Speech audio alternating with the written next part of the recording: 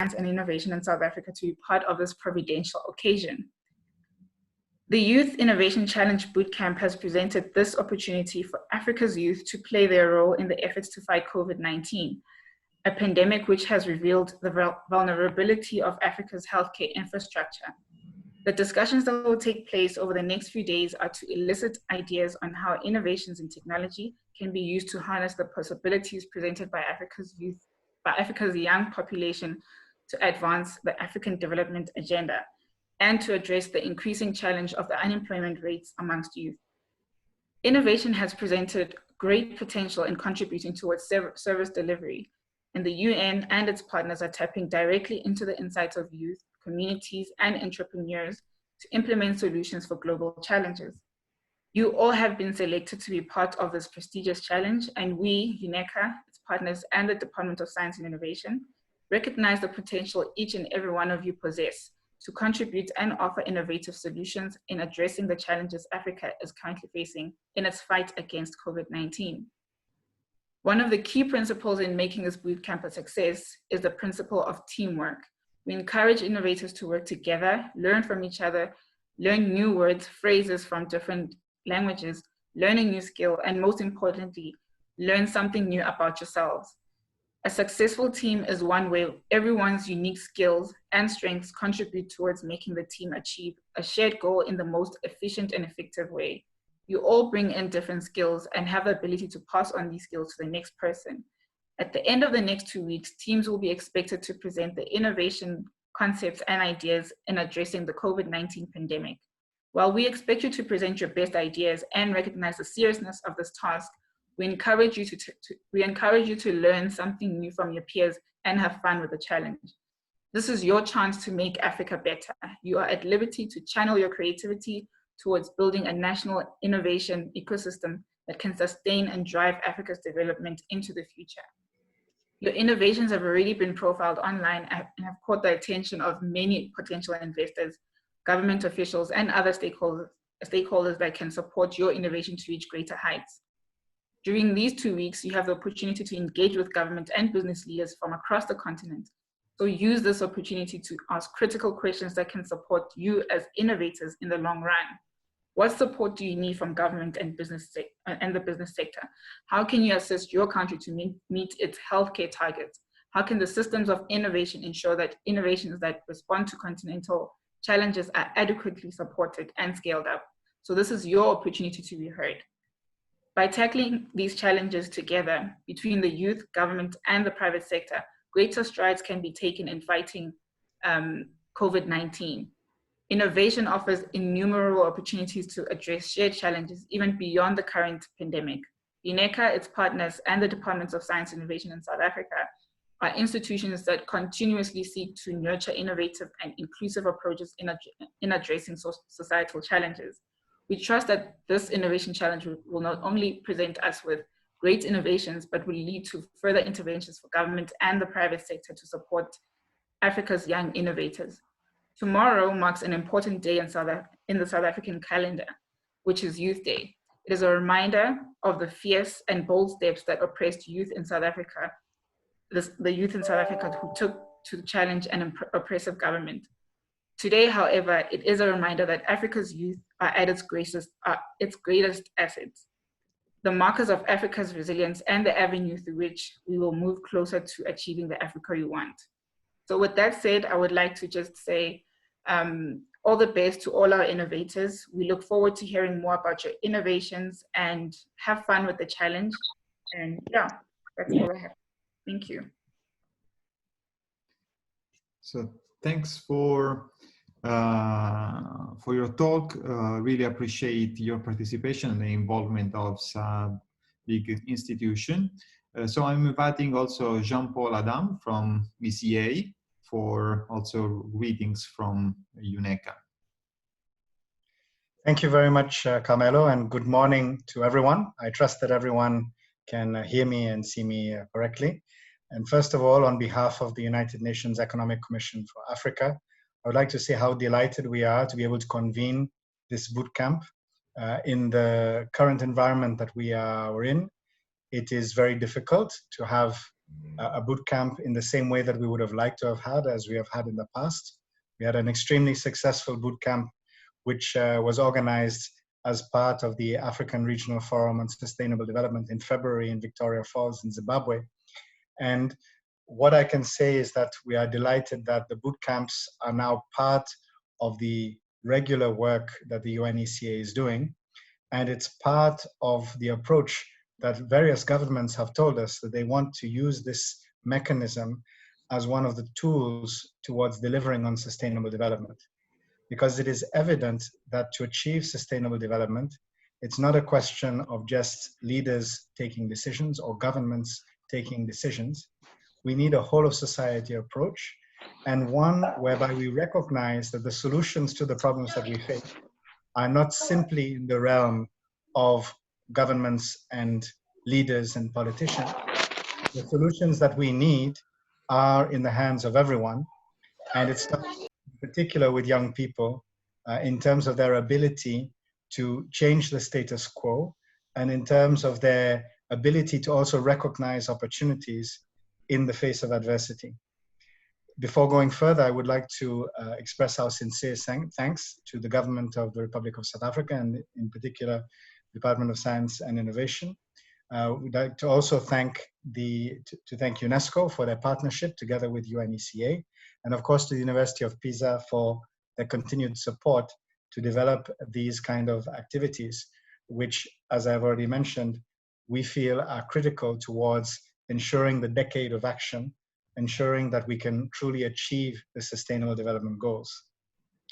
COVID-19 has completely disrupted the normal way of doing things. We are unable to meet in person in the same way that we did before. And they have challenged the way in which governments also deliver their services. What we have seen in Africa is, despite the fact that Africa is perhaps more adversely affected than a number of other areas and continents, because we are more vulnerable to a lot of external factors. But despite this fact, we have seen a number of innovations that have emerged to tackle the issues around COVID-19, and a number of those have been developed by young people themselves. It has been exciting to see an approach which has not just been accepting of the difficulties that we face, but an approach which has been focused on finding solutions which can be applied quickly and which bring direct results. So this bootcamp is very much part of the initiative to build back better in the face of COVID-19. It is evident that such events which completely disrupt our normal way of doing things present enormous challenges, but they present opportunities also to change the rules of the game, and where necessary, review the architecture and the frameworks in place to empower people who can really make a difference. We are very excited by the number of applications that have been made to this forum that are being considered as part of potential investments, and that we are looking at in terms of pairing with potential investors. As part of the approach that UNECA is taking towards building back better after COVID-19, as part of our ongoing work, we are also trying to make sure that science, technology, and innovation is mainstreamed within government's approach towards achieving the Sustainable Development Goals, and that they also form a key part, for example, of their voluntary national reviews, and that governments can regularly report to citizens in terms of the amount of investment that they are doing in relation to science, technology, and innovation, and also that they are addressing the pathways necessary for young people to create careers in these sectors, and also for them to be empowered to become entrepreneurs and be involved in startups and have access to the relevant financing, so that they can also turn their ideas into bankable projects. A key part of our work is also to ensure that we strengthen the network among universities in Africa, that we can create partnerships, and where there are good practices that are happening in one part of Africa, that these can be shared with other nations within the African continent, and that we can build on each other's experiences, share ideas, and provide a better ecosystem that facilitates innovation and design within Africa. This bootcamp is very much part of those innovations, about empowering the network of universities and about empowering young people to come forward with their ideas in a way that they can completely reshape the way in which education is viewed in relation to facilitating design and also incorporating aspects of science and technology within the school curriculums, which also lead to better universities. The opportunities that are there for having a strengthened innovations ecosystem is, of course, within the realm of governments and within the realm of politicians. And the UNECA will be on hand to provide and to publish policy proposals and advice. But we also know that a lot of things move faster when you have practical examples of things that work.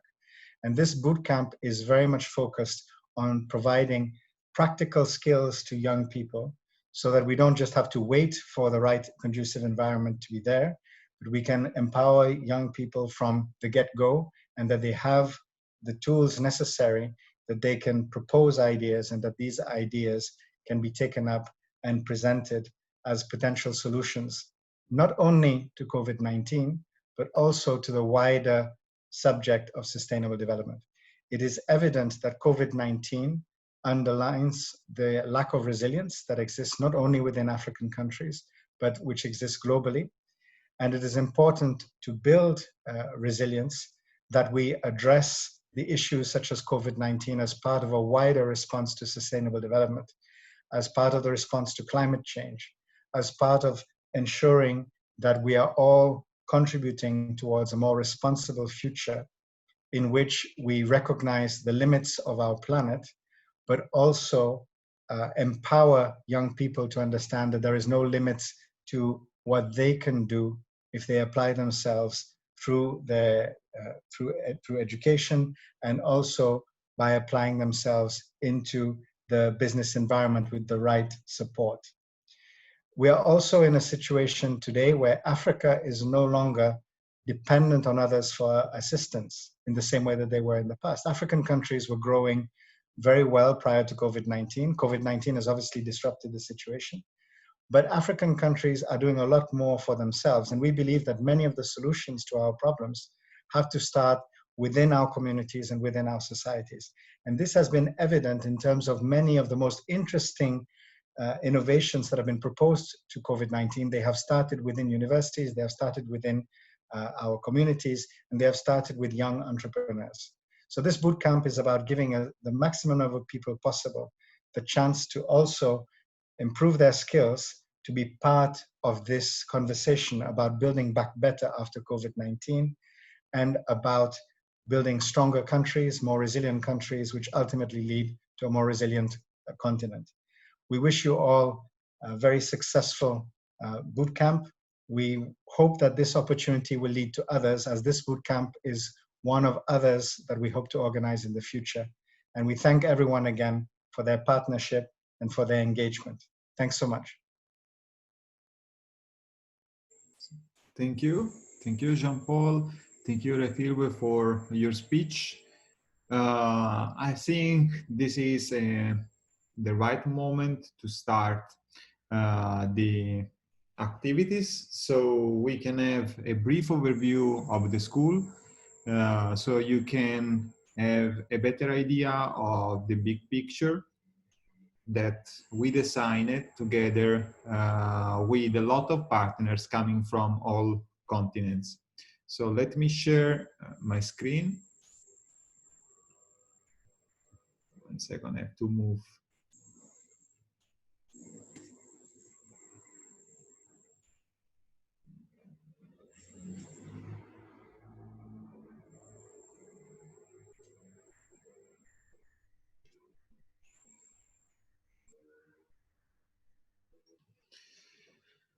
So I hope you can see my screen. And so, as already introduced, the main objective of this bootcamp is to boost the creativity and the entrepreneurship of youth from Africa, who has already demonstrated with many projects the ability to design effective solution against this pandemic. Why we are working in this direction? Because we want to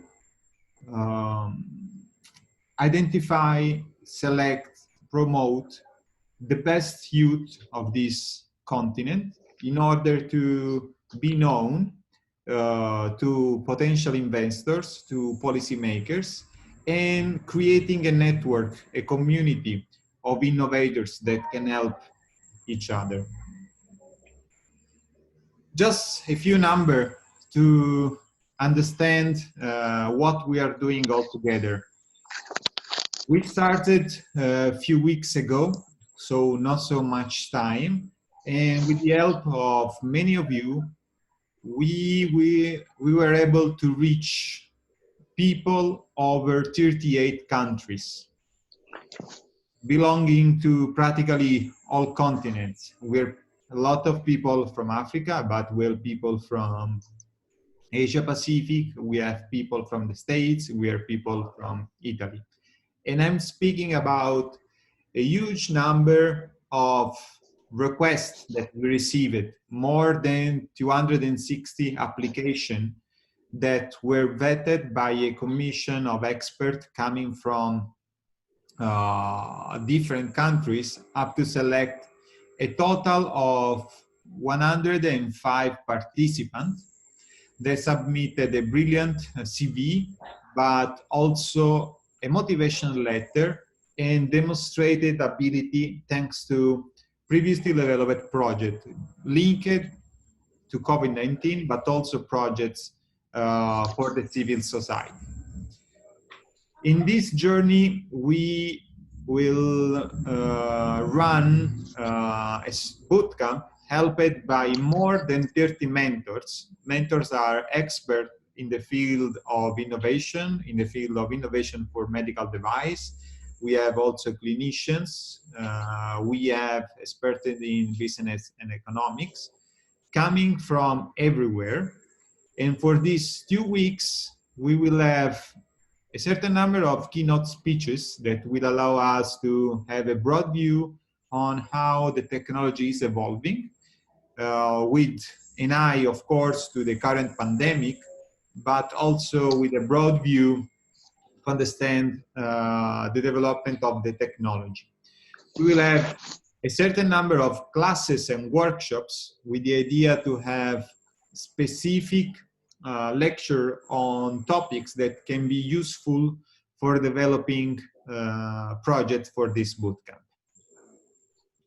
So this is the week, is really packed. We are here on Monday morning. As you can see, more or less every day we have a keynote speech that will allow us to understand the impact of COVID-19 with an outlook, of course, in Africa. And then we will go directly to understand how we can limit the consequence of this pandemic and exploit this crisis to go even better. So we have keynote on robotics, we have keynotes on the how the virus can spread. We can have keynotes on mobile apps, and of course on cutting-edge technologies such as artificial intelligence. We have 2 keynotes about that, and advanced biomedical tools for predicting the evolution of this pandemic. We are going also to see the impact that the pandemic is having on everyday life. Think about rehabilitation of injured people. We will have like a comprehensive view, so there will be some specific keynotes to understand the topics of sustainability, including environmental sustainability and the destruction of ecosystem that caused the diffusion of this pandemic. We will go along the week to have specific classes on how to develop effectively medical devices. It's a very complex a multi-aspect design that have to take into account not only the technology itself, the electronics, the mechanics, the software part, but you have to understand that we need ingenuity, but we need also organization. We need to know how to deal with an international environment. As you saw, we are almost 40 different countries, span over 7, 8 different time zones. We have different culture. We have different habits. We need to take the best from this multicultural aspect. So we will have classes to understand how to manage this group. And of course, when you design a device that has to go on the market, it is not important that it is a brilliant idea. It has to be safe and effective, especially because it is going to deal with the human body. So we need to respect standard and regulation. We will learn a lot about standard and regulation and how to take the best from the documents that are already available online to take design specification. We'll have some specific webinars about specification of very critical medical device. And then we will arrive on the day, on the week number 2, where we'll spend time understanding how to create a business model, how to understand the needs of the market. And of course, when you think about a continent level, you need to think about the supply chain. And now innovative tools such as additive manufacturing can reduce the dependence from abroad and can have innovative supply chain. We will have during the week some example of innovation coming from the ground, from fab labs and universities who spent their time inventing new devices and new solutions. And along the week, we have 2 specific checkpoints. One checkpoint on Friday 19, where we will have an intermediate presentation of your project. And on Friday 26, a final presentation of your project. As you can imagine, in this week, we had a certain number of requests of people who want to join the bootcamp, including many lecturers who proposed amazing topics. So this is the final program coming from the selection of a number of applications. I'm inviting you to follow this link where the updated program is available day by day. Simply clicking on the cells, you will have the link on Zoom in order to be always connected. In case there are some trouble, all of you have already my personal email address, so feel free to contact me for any problem, including technical problems. What about the design competition? As you already received the indication by email, we are about 100 people divided in group from 1 to 10. Altogether, we are going to design innovative solution according to the topic that you decided at the moment of the registration. How to design effective medical devices, effective solution. It was demonstrated that the best way is to follow a pathway. At the beginning, we need to clearly identify the needs of our people. Then we have the time to conceive some conceptual designs and vet which is the best solution. and at the same time identifying since the beginning which standards and regulation we have to apply in order to be immediately effective when we will finish our first prototype. Together with your mentors, you will have the opportunity to have electronic CAD, software CAD, mechanical CAD, and create the first conceptual design. You will learn how to create a business model, how to arrange your ideas, and spend the final days actually creating technical drawings and documenting day by day your project. On Friday 26, we will have the opportunity to present the project, and of course, thanks to the presence of stakeholders and to the DSI support, we will be able to spotlight the best project to promote the best youth in our continent.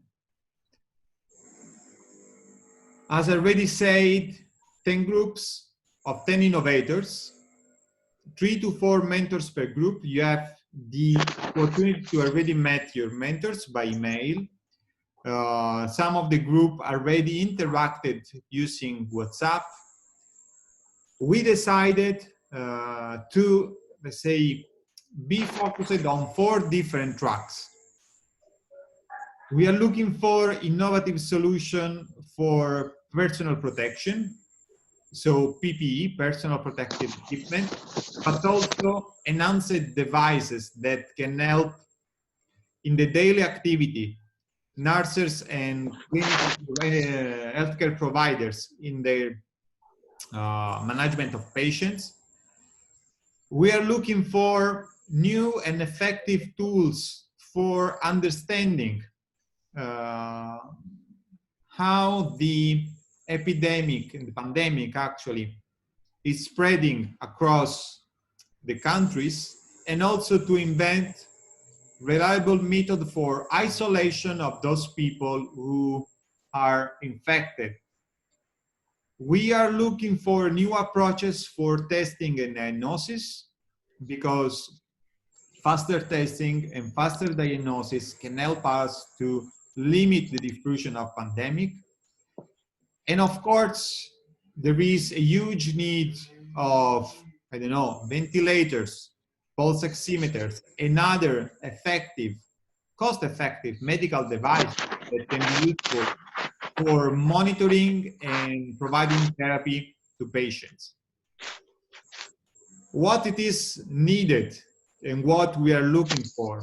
Of course, key aspects are technical implementation of the project, but it is really important to document your project and to effectively present it to this wide audience of 100 people at least. Best idea in terms of impact, of course, will be awarded. In order to document, to best document and to guide you in your project, we will make use of advanced tools such as the UBORA platform. UBORA platform will be introduced later in the afternoon by Dr. Di Pietro, who will show you how to use this tool that was created by a joint effort between European and African countries along a project that lasts almost 3 years, that helped the UBORA community to create a project management environment that allow you to follow the steps that I introduced before. This working environment allow you to identify the needs and to document them. And we are going, as evaluators, to check what you actually did on this platform. Of course,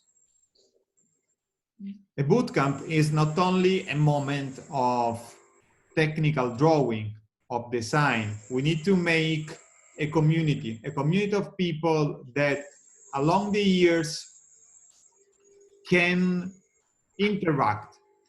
This picture that was selected by Victor Conde for our Facebook group, it's very interesting because this was taken by a past design school that annually we used to make in a different African country.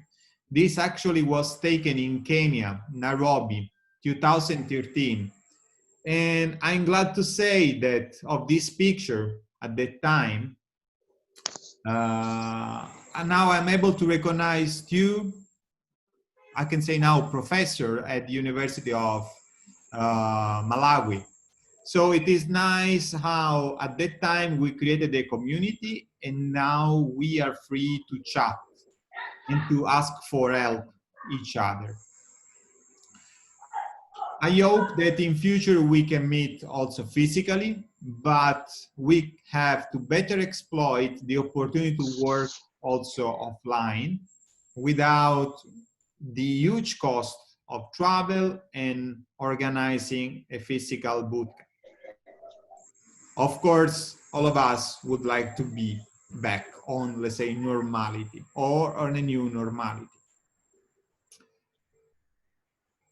Just to, to let you understand that we don't live only for design, I'm inviting you to post on this Facebook group the best picture that according to you, or the best video that according to you can represent this virtual bootcamp. So feel free to share on the Facebook group the picture that you think are more interesting. Just a last remark on some, let's say, technical stuff. Many of you asked for a certificate for participation that will be sent by me at the end of the bootcamp directly on your email. Of course, the certificate of participation will testify your active participation in the bootcamp activities. So we want to see you proactive in asking questions, in attending classes, and of course, thanks to the help of your mentors, I will be able to understand your active engagement in the device project. Finally, I have to thank you, this huge community of people who joined this bootcamp. And as you can see, there is a wide variety of people coming from the States, the Europe, and of course, coming from Africa. I don't know if you have any question regarding the program. Feel free to ask.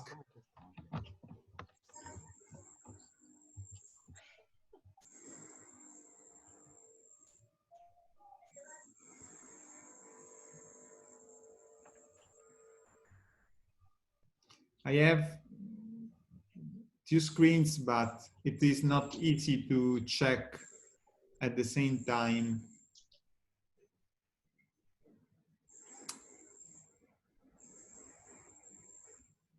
If there is someone with the raised hand. So if there are... Good morning, sir. Good morning. Yes, sir. I'm Victor calling from Nigeria. Okay, nice to meet you. Yes, sir. Thank you, sir. Peter, I want to ask if the ideas that we come up with on our respective group chats, if they will be funded by your organization to implement. Are we actually going to build these systems that we are making efforts to, or we just want to, put up the ideas and then submit the ideas, sir? Okay, I can reply you with the general spirit of the bootcamp that it is thought to identify the best ideas and to promote their development by the actual developers. So no one would like to stall ideas Otherwise, we want to identify the best youths in the continent. So, of course, the funding opportunity, there are a lot of funding opportunity thanks to, for example, DSI, thanks to ECA, thanks to UNESCO, but of course, a lot of funding opportunity also in your country. As an organizer, we are promoting this design in order to make better projects and be ready for applying for funding. Okay, sir.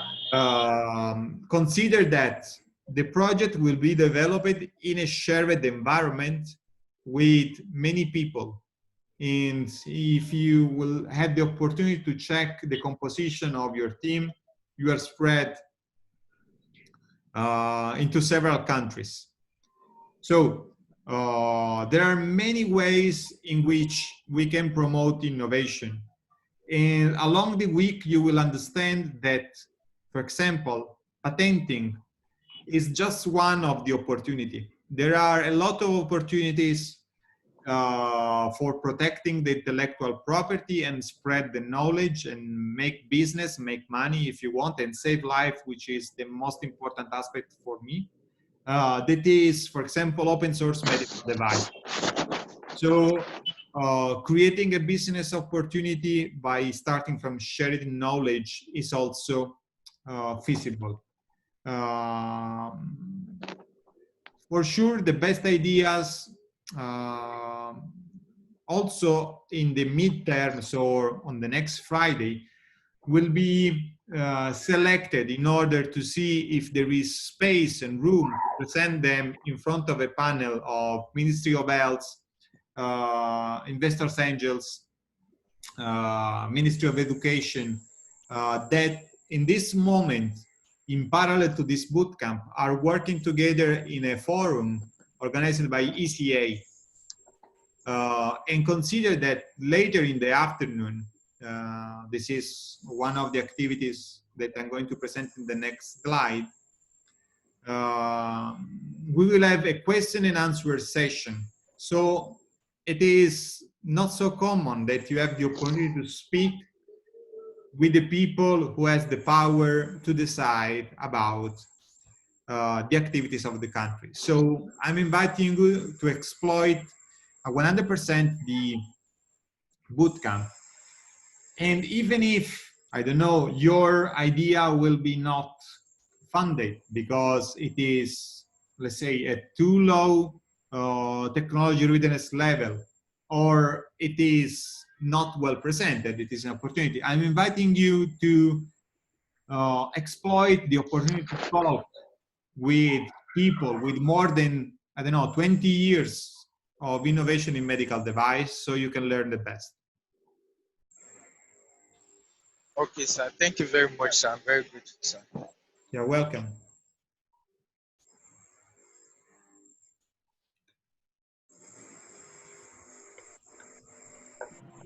Hello. Hello. Can we speaking? Dennis. Hello. Hello. Yeah. Sorry. My name is. I'm from Ghana. Okay. Yeah. Let me stop the presentation, and so all of you can. Okay. Good morning. Yeah. Benjamin. Can I proceed? Yes. Yes. Yeah, I said I'm Benjamin from Ghana, and I wanted to know if maybe I come up with an idea that is be able to come up with an idea that we think will be good for the country that we are residing in. Is there a way that this bootcamp can provide means in which we can convince the government or the institution bodies? Probably somehow in Africa here, it's difficult convincing leadership. I can tell you that this is my experience. It's always difficult to convince someone that the ideas are good. So let's take this bootcamp as an opportunity for two reasons. The first is the education to complexity. So once you will learn how complex is the management of the country and how many aspects you have to take into account, so you don't have only to invest of innovation, but you have to also to think about the investment that you need to run the everyday life. So you understand how also to propose your ideas. So my hope is that at the end of the bootcamp, the quality of the projects developed by you with the help of mentors will be of an enough quality that we will find money to invest in these ideas. And many times, the initial investment is not so big.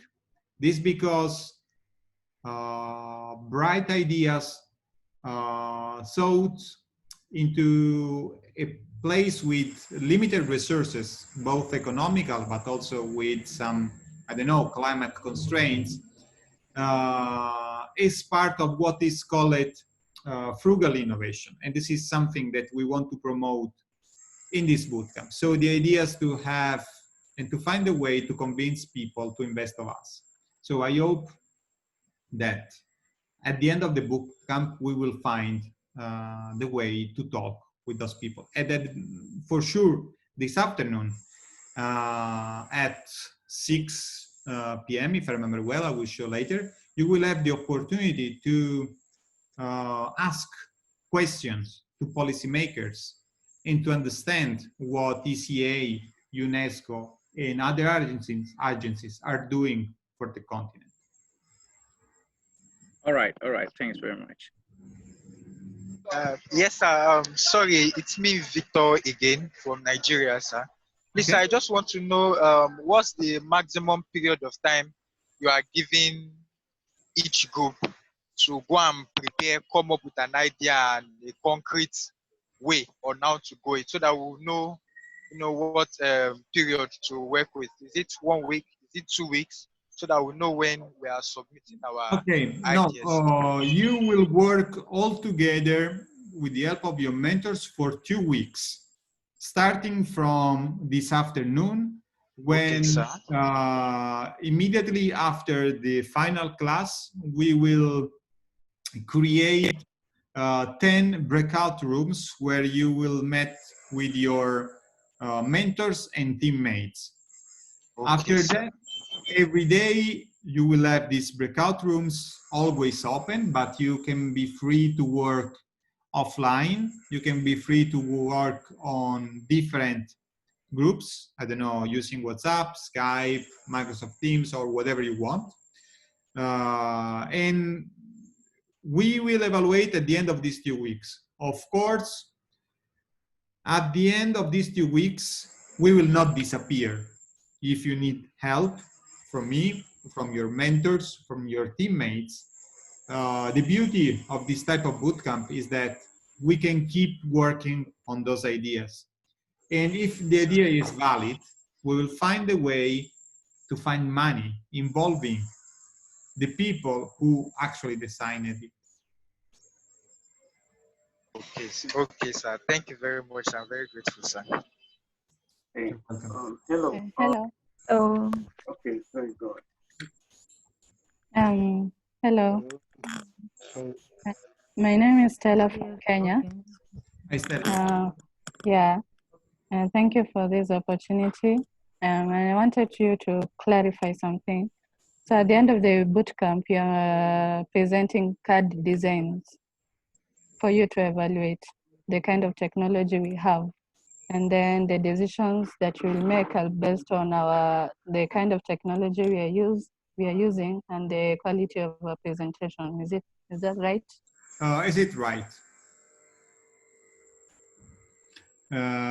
It is, let's say, not only from the technical aspects. So, of course, more advanced is the CAD design, better it is, but it's also the potential impact. So the idea that you selected and the analysis that you made before starting actually the drawing part. So let's say the identification of your stakeholders, the identification of the need is one of the most important points, because usually we risk to be, let's say, technology pushing. We want to apply, I don't know, artificial intelligence in everything, but we forgot to ask to doctors what they actually need and what your patient need. So this is an important point. So not only drawing, not only decide which capacitor or resistance or Arduino board you want to use, but is also the preliminary part that will determine the success of the product. Okay, thank you. You're welcome. Okay, hello. Hello. Good morning. So, a question.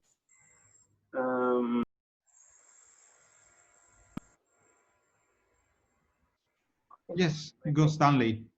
Okay, so I have a question. Since we are from all different parts of different countries, and I understand the aim of the bootcamp is to increase diversity in culture and ideas. So, you know, solutions apply differently from, like, when you're solving a problem in Nigeria is different when you're solving the same problem in Kenya. So I would want to know, will our idea be based on an international platform or just on Africa or based on countries? Because I heard some people asking if they come up with solutions based on their country. So is the solutions going to be a more global or just continental solution? Okay, thanks for your question. It's a very interesting point. So one of the mistakes that usually people outside Africa do is that they consider Africa as like a single box, do not understanding that there are a variety of culture, a variety of environment, a variety of population in general. So, of course, designing something that is going well in Nigeria is not the same as designing something that is going well in South Africa. You are probably right. So, my idea is that you can work together with your mentor and you can decide your specific population. Think about an application for smartphone. Of course, the understanding the population you want to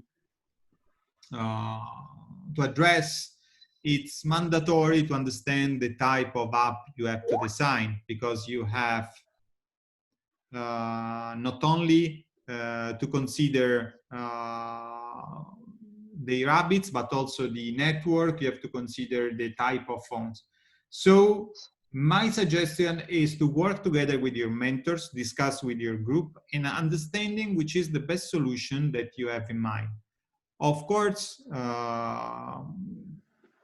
saving one life is important as to save 1 million lives. So, if you're asking me, it is better to be focused on Africa or focused on Nigeria or focused on worldwide, I'm telling you is that the important is that you have clear your focus. Doesn't matter if it is a rural village, a large city such as Cairo, or the whole continent. Okay, so we do have freedom of selecting our target group. Exactly. Yeah, thank you so much. I really appreciate it. Okay, good morning. Good My morning. name is Samson. Good morning, Samson. Yeah, so my question is, like, Samson, can I ask you to turn on the camera if you can? Okay. Okay. Nice to meet you. Yes. So I want to ask, because I've been hearing people they're identifying that they've been on groups. So I don't know how I'm going to be of much value, because I don't have a group yet. So you don't have a good, sorry? I don't have, I'm not on any WhatsApp group. You don't have in any WhatsApp group? Yes. Samson, just send me an email later. Okay, I will, let's say, manage this situation. okay, sir. Okay, sir. Okay, sir. Thank you very much, sir. Yeah, that's my question. Perfect. There is like a raised hand by a person called Mac and also Muhammad. So for me, it's the same. Muhammad? Yes, good morning. Greetings. Hello. Hello. Yes. Thank you very much for creating this platform, and I'm very happy to participate from Sierra Leone. Oh, nice to meet you. Yes.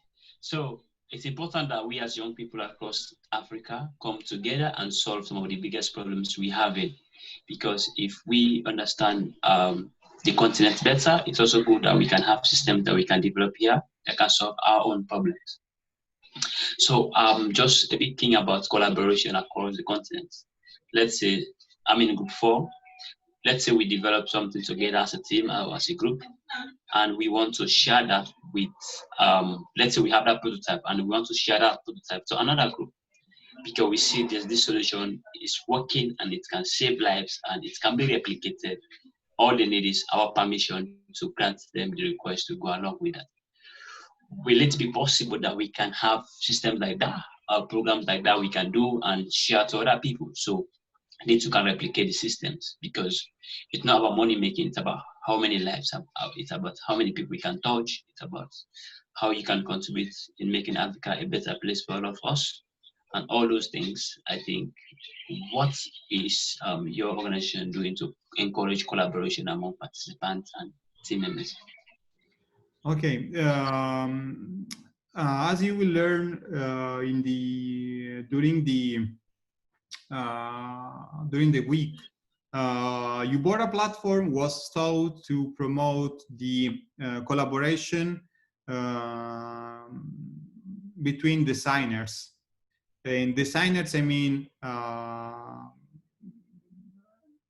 clinical doctors, engineers, physicists, whatever. So here you have an environment that allows you also to publish as open source your project. During the week, you have also 3 to 4 classes, one devoted, for example, to creativity promotion and how to take the best from different aspects. You have a specific class on project management in international environment, where you have the opportunity to work with people from different countries and different time zones. And finally, you have also the opportunity to have, if the project is valid, also the promotion through the DSI website. So I hope that these 3 activities, platform, classes, and let's say external platform can help you in spreading your innovation. Okay.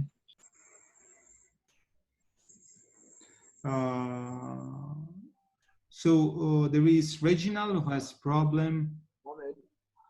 Hello. Okay, we can. My name is Joy. Hello, can you hear me? Yes, Yes. My name is Joy.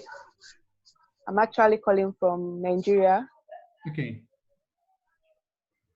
Please, I wanted to ask, are we going to just based on COVID-19, or if we're bringing ideas, we can also bring ideas about economic system on how to boost, if you have idea about how to boost economic system, what is currently going on in the system, if we can still go ahead to look outside COVID-19. Okay, of course, COVID-19 is the hot topic, and but probably this is just one of the pandemic that we will have in the future. In the past, we had, for example, the swine flu. We had also Ebola. So there were a lot of pandemics. And COVID-19 is giving us the opportunity to reflect on how fragile is our environment. So if your idea will start from the problem arose with COVID-19, but can have a broader view also to future pandemics, is more than welcome. This is one of the aim of this bootcamp. So thinking about your future, starting from the crisis that we have at this moment. So even if your project is not strictly focused on COVID-19, is not a limitation. But of course, we have to consider that this is like a huge problem that we cannot forgive.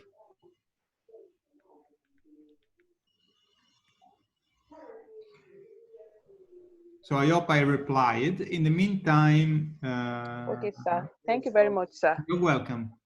Can you hear me? 1 second, I want to reply to Reginald, who is asking what happens to idea solution that have been already started with project and as maybe 2 team members, what's happened? And also if the idea is already legally registered. So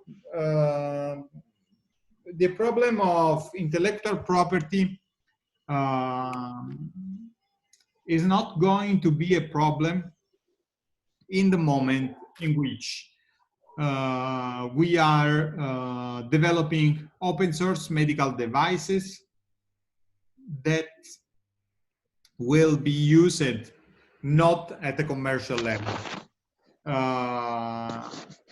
Once we want to go on a commercial side, so for sure we will find a way to say redress the device to be compliant to the current regulation. I can tell you also this, that there are many countries in Africa in which devices are not registered, because for many large companies, Africa is a difficult market. It's a difficult market because you don't have only to sell the device, but you have to do maintenance, to sell consumable and spare parts. So considering such countries not a potential market, they are not going to, let's say, pay for patents. So we need to change this view. We can do it all together, providing local innovation, creating local, empowering local industry. So I'm not considering at the moment legal registration as a limit, because we cannot be stuck on patents, because even if you patent a single bright ideas, you will be never able to go on the market with that single patent. You need to have a family of patents with a huge investment in lawyers that is out of the scope of our way to understand innovation. If there are 2 team members that are working on an idea and let's say they can keep working, is not a problem. I prefer that the teams are not going to change, but we are enough flexible to take into account all the changes this week. Okay. Hi, Camilo. Hi. Yes. So you said earlier that the project we are creating is open source. So when we are through with our project, it is passed on to developers, to actual developers to implement them. So my question is this: so the scope of our involvement, is it limited to our submission, or can we also be engaged when the project is actually being developed?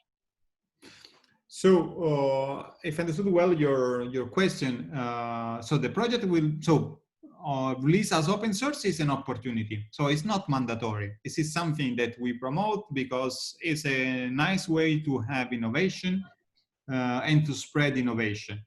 Then from an open source prototype to arrive into a project, into a product that go on the market, there is like a huge distance. You will learn. So it's not only a matter of doing a nice CAD design, plugging some wires on Arduino boards and 3D print something. So a product is a different story. But open source can help the spread of knowledge against institutions and universities. If you have, if I understood well, some open source project that you want to propose, is it this the right question? Feel free to discuss with your teammates and decide if you can have on the basement of your project something that is already existing or you want to design from the scratch. My suggestion is that if there are something already designed that is at a good stage of development, you can improve a lot. But of course, you have to respect the intellectual properties. It means you have to attribute the merits also to the other people. Hello, Camelo. Hello. This is Tyson. I'm from South Africa. My question is on you. I see you've been touching a lot on the aspect of the intellectual property. Is that how are we going to achieve that with the medical device that we're gonna design? Number two, how we going to carry out the prototype for this device, since we'll be working virtually and stuff. Okay, so I will ask you later to repeat the question number one. The question number two is the tricky point of this bootcamp. And I mean, at the moment, we decided to have just, let's say, virtual prototype. So we need CAD design and of course, electronic CAD at the maximum level of development. At the beginning, we were thinking about to make a sort of asking the help to local universities. And this is what we will do in the future bootcamp, in which we will ask each institution to provide us their local lab. So the participant to the bootcamp can go and prototype their ideas locally. But we have also, for example, in many countries, we have the lockdown of the laboratories, such as my country. For example, I'm not allowed to go every day into the lab, so it was not feasible to have some people with the access to the lab, some people who can't. So for this bootcamp, consider just the design phase. For the once the bootcamp is ended, for example, and we see that the prototype is still under development, we will provide support for designing, keep going to design an even prototype. So what we want actually is create innovation. So this, I hope, I reply to your second question. Can you repeat also the first one, please? Yes, Camelo. I said the first question was on the intellectual property, in terms of how is it going to comply, since you've mentioned that most African products, they are not going commercially. So how can we achieve that and comply with international products? How are we going to achieve? So consider this. I mean, we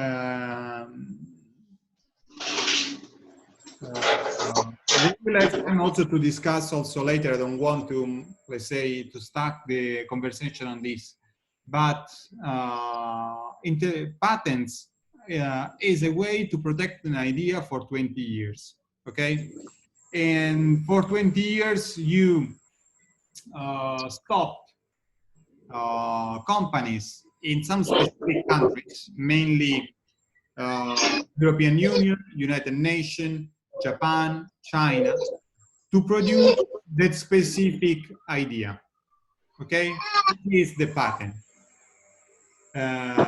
You can check, when you apply for a patent, you have to pay a certain amount of money, and this money is going to increase yearly. So the second year you will pay more than the first year. And it depends on how many countries you are going to cover in terms of replication of ideas going on the market. At the moment, we have to be honest with ourselves. China is the factory of the world. United States have a very good production means, and Europe too. But how many companies of medical devices are in Africa? How many? I mean, there are several, let's say, in South Africa, but many countries are just importing medical devices. So think about the opportunity to, I want to say, create your own business, which is, I mean, in the long term. But there is, let's say, a whiteboard when we can do innovation. This is something that we are running together with many other partners in countries such as Uganda, where this small industry is growing now, and where the real attention to local problem is by multinational companies is limited. They don't have any interest. So if Ugandan people can find good tools for Uganda, I mean, there is no limits in patents because there were no patents before that.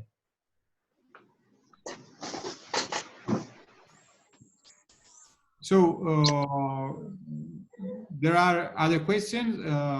The first person I see is Benjamin.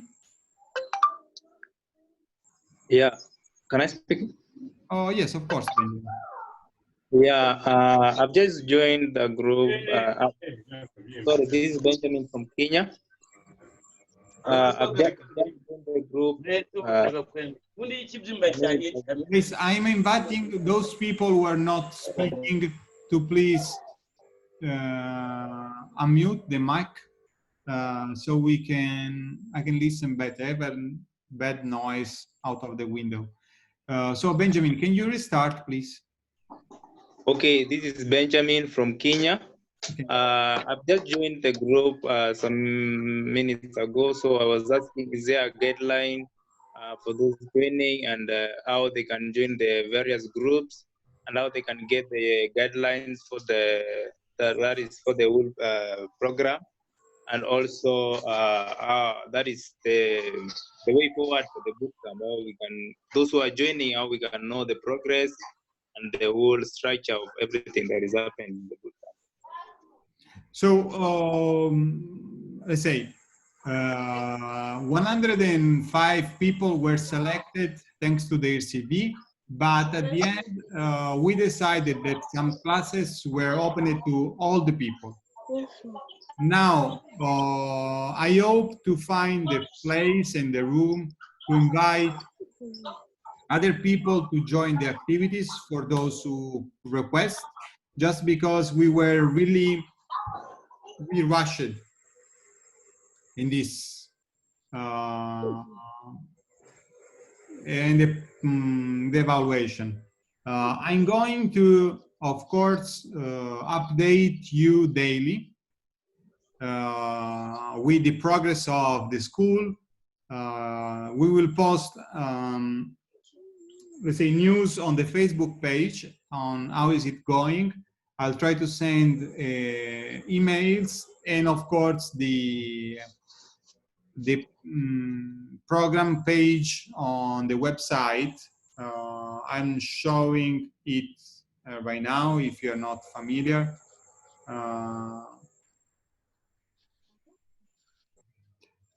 Will be updated continuously. So if you see my screen, the bootcamp is completely described on this web page, where you can find all the keynote. You can go and check for your mentors. You can have their profile on the UBORA platform. So everything will be there. So you know what you are doing daily.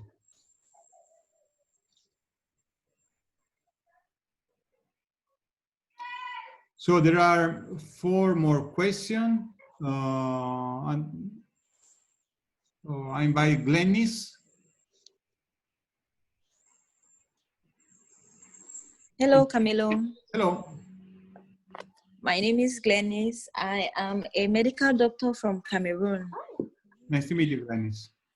My pleasure. I would like to ask, is it possible at the end of the day to have the slide presentations from each of the presenters? My intention is to provide you not only the presentation, but also the registration of this meeting that will be daily uploaded on the YouTube page. I will, let's say, I will do this later in the afternoon. I invited already all the keynote speakers to provide the PowerPoint slide. We will provide the link that can be shared freely on the web. All right, great. Thank you. Thank you. We have a last question from Nisikak Abasi.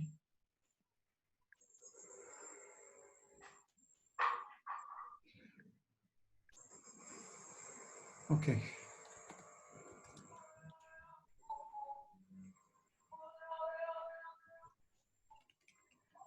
So the last slide, let me present the last slide with the program of today.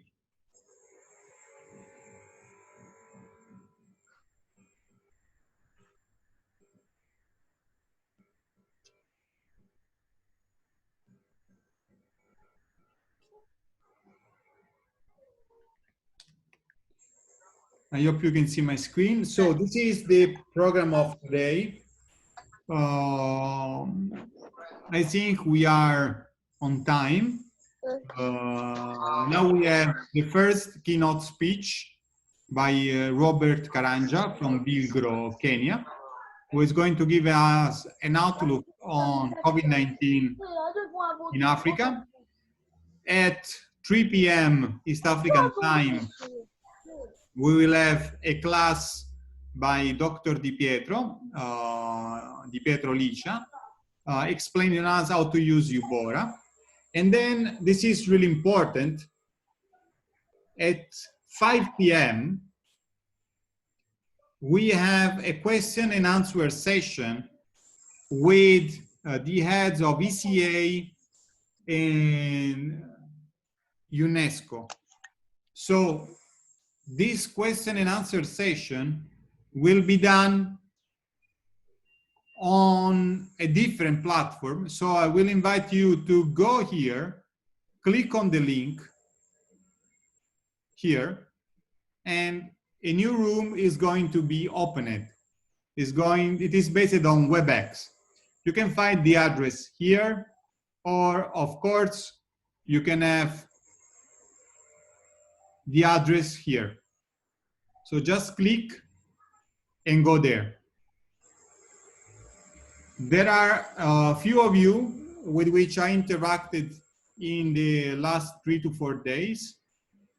that provided me already some questions. A very nice question. I'm inviting those people to be present, of course. I'll ask them to do the same question that they wrote. If there are more other questions that you want to ask directly to ECA panel, just send me an email, one question per person. The question has to be enough general regarding economic, life, impact that COVID-19 is having on our lives.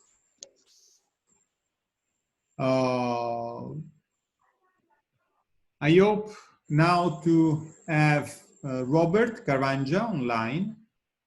Is Robert there?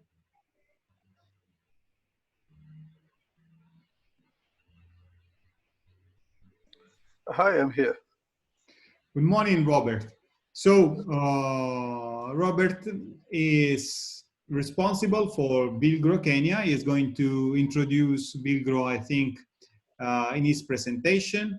Here we have a panel of, let me stop sharing, of about 75 participants from, let's say, more than 30 countries. This is the first keynote speech. Let me give you also the opportunity to be the host, so you can manage the audience.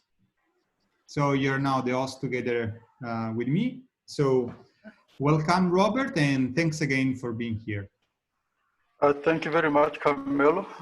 It's definitely an honor and a pleasure to be here and to be able to join this wonderful team. I'm going to share my screen so that I can be able to share my presentation with you. I think that is correct. So just please let me know if you can see my screen. We can see your screen, and also we can see now in the presentation mode. Excellent. So how much time do I have?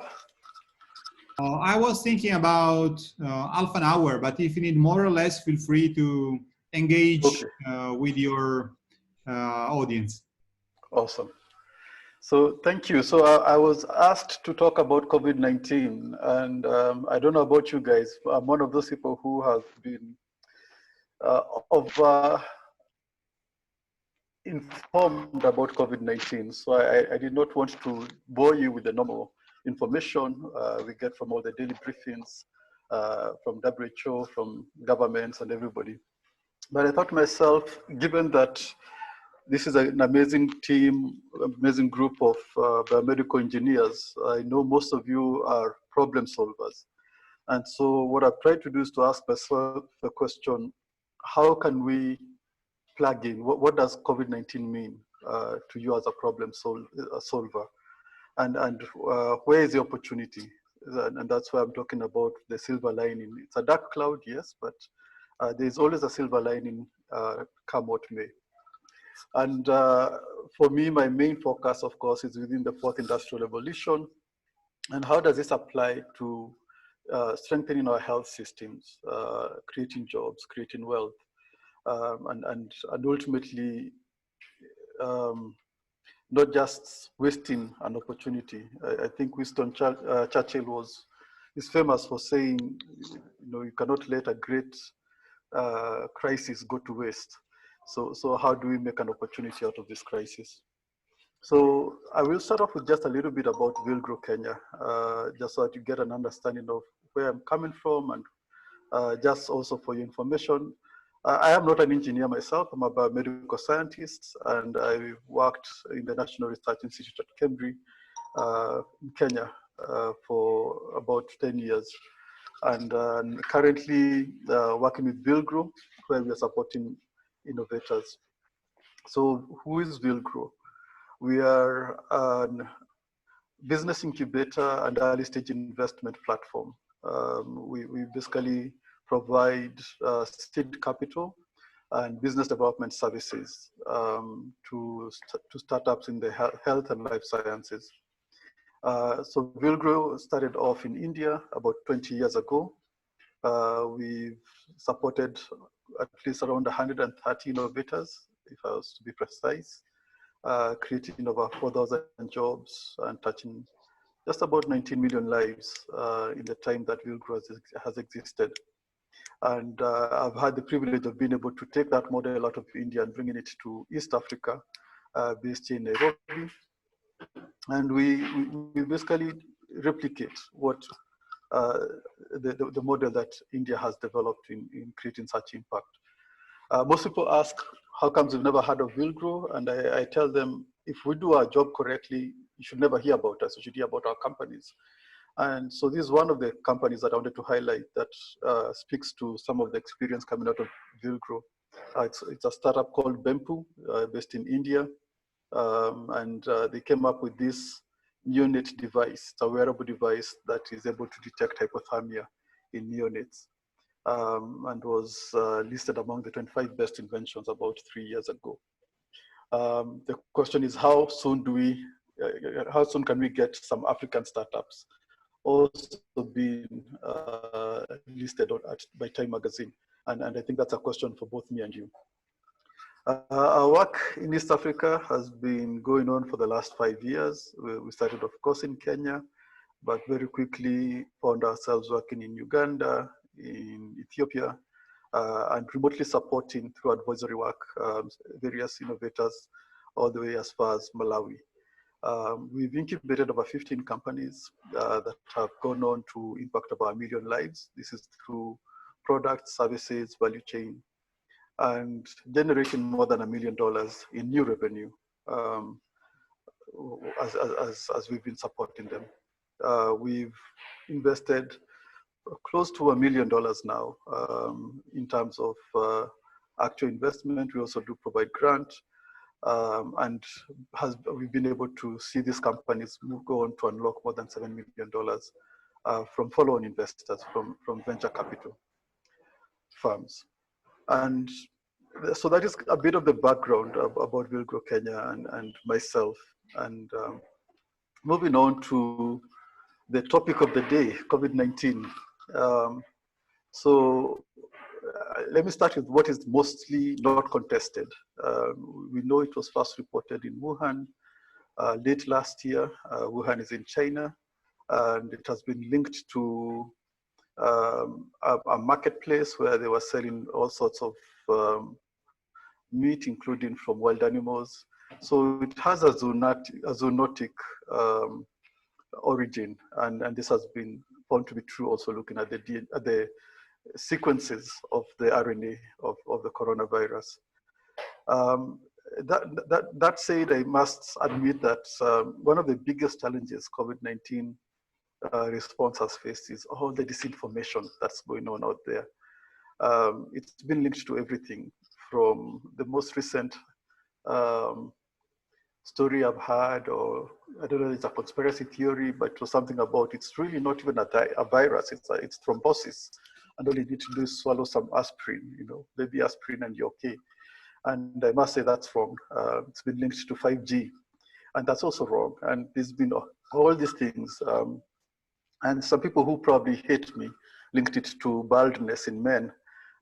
So I'll just stop there. But we know it's a virus. We know it has spread across the world. China was able to move quickly and have really been able to become an example of how to control it. And right now we are seeing the epicenter, especially in the US and in some parts of Europe. And in Africa, we do remain an enigma. And this is because out of all the countries or out of all the regions in the world where you'd have expected this pandemic to have the greatest death toll, Africa would really be the place. And Bill Gates is famous for having projected around 10 million deaths in Africa. And to date, our numbers are still way, way low, probably the lowest as a region compared to other parts of the world. And there's a lot of questions as to why, and I honestly don't know the answers. There are those people who initially said, hey, have you seen any black guy with genetics? Well, that myth was busted once we started seeing it moving to other parts of the world. We saw, if you look at places like UK or USA, it's predominantly people of color that are actually affected by COVID in terms of mortality. Is it that we're not testing enough, and that's why the numbers are not as high as other parts of the world? There could be some truth to that, but I also don't know. Is it the climate? I don't think our climate is any different from other parts of the world, like Latin America. And yet we've seen less numbers here. So there really is an enigma. I'm not opening it up to other conspiracy theories, just to say that we have been fortunate so far. And the question is, how do we remain fortunate? Somebody told us that fortune favors the prepared. So when you look at our statistics, yes, they're not 10 million. As of yesterday, according to Africa CDC, it was 233,000 and something. Recoveries, almost half of that have actually recovered, with a mortality of just over 6,000, 6,253 to be precise. And it's interesting when you look at the dynamics of COVID-19 in the continent. We've seen 10 countries that are predominantly the ones reporting 80% of all the cases in the region. South Africa alone, I think, is at about 25% of all the cases in the region. And the key thing I want you to pick out of, if you were to forget everything I say about COVID-19, is that the rate of acceleration is now really, really beginning to cause a lot of concern. So just about going into the weekend around Friday, thereabouts, the WHO warned us that it actually took us 90 days to reach the first 100,000 cases. But it has since taken us only 18 days to reach 200,000. So if we were to start doubling at this kind of rate, then that question of why these numbers versus what was initially predicted may come back to haunt us. And so we really need to double down in terms of our efforts and, of course, understand how best do we fight this virus. So I like seeing things in maps. So this is really a map from around May, about a month from now. About a month ago, just looking at what were the numbers and what was the spread of COVID-19 across the continent at that time. And for me, as you can see, it's quite almost evenly distributed. Big circle here, big circles here around West Africa, fairly smaller, but South Africa again. And what I'll say is just keep observing those dots, because I will keep coming back to this map several times just to look at what's happening in Africa and what does that mean for us in Africa. So what does COVID-19 mean to you and me as problem solvers? The first thing is to look at what WHO has really been, and our governments have really been advising. I've seen two very consistent messages. The first one is prevention, prevention, prevention. And this has been issues to do with frequently washing your hands, staying indoors, lockdown, quarantines, and all of that. And the second thing that the WHO and our governments have really been advocating for is the test, trace, and treat. So if I was to look at the very first one, just talking about prevention, what does prevention mean when you're talking about washing your hands? Today in Africa, especially looking at sub-Saharan Africa, you'll be shocked. We actually have only 24% of our population having access to clean water. So what does that really mean when you're asking people to wash their hands to prevent COVID-19? 28% of our population, again, looking at sub-Saharan Africa, have access to basic sanitation that is not being shared with other households. So if you live in the big cities, like here in Nairobi or in Lagos, or wherever you are in Africa, and you look at our informal settlements, how do you address issues of congestion, lack of clean water, even as you talk about washing your hands, quarantine, social distance? And you realize that in many ways, we are really, really facing significant challenges. And there's a lot of work that needs to be done to understand how do we provide very basic services of just enabling people to wash their hands, understanding how can you have social distance in very crowded areas, and how can you practice quarantine. And quarantine is really tough, and lockdowns, because in most cases, the majority of our population is working in the informal sector, where you're basically earning your living on a day-by-day basis. So when we say we're going to lock down, when we say we're going to quarantine, you're actually facing the issue of starvation versus staying healthy. And both of them could easily lead to death. So how do we address that? And of course, there are no easy answers, but I do believe that innovation and coming up with new technologies and new approaches could and should be a key part of that conversation. The second one is on the testing, tracing, and treating. Now, the key thing is to, if you were to zoom out in terms of the present and start looking at Africa with a much more historical view, going back to maybe the 1980s, when we had what the World Bank called the structural adjustment programs. We've had a severely underfunded health system for decades now. And COVID-19 is coming at a time when, from a health systems perspective, we're especially vulnerable.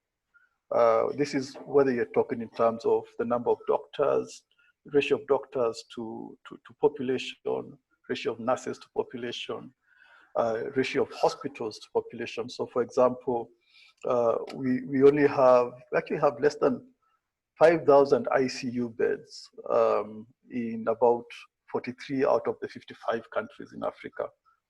5,000 ICU beds capacity. This is, in essence, you're talking about 5 beds per million people. And that compares, just to give you a better perspective, when you go to Europe, it's at about 4,000 ICU beds per million. So that's how far behind we are. And so the question of a chronically underfunded health system is really, really severe. And the other question that came up, and I'm sure a lot of you picked up on this conversation about ventilators. Where are they?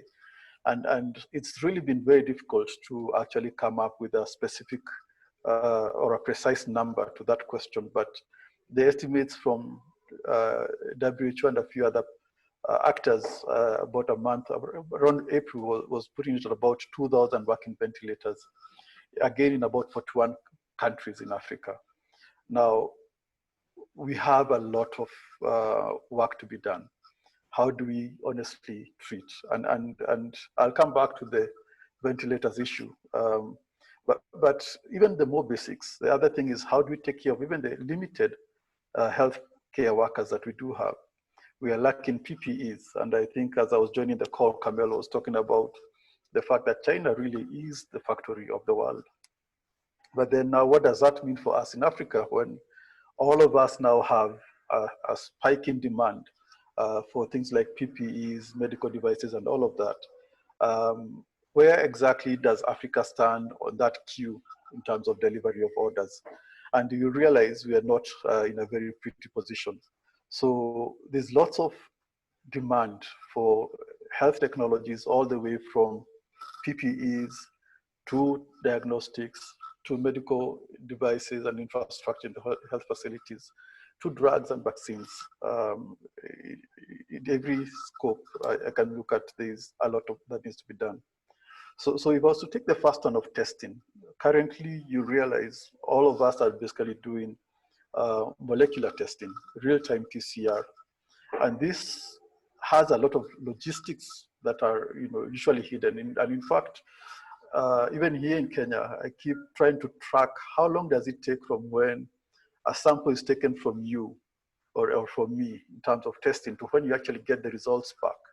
And it's typically the fastest it's probably happening is about 2 to 3 days, but it's more typically 3 to 4 days in terms of finishing that cycle of sampling to getting the results back. And hello? Okay. So and a lot of it has to do with just, you have to pick these samples, you need to take them, aggregate them, send them to a centralized lab. They need to be coded, they need to be tested, and the information needs to flow all the way back. And one of the key challenges that we're facing is cold chain.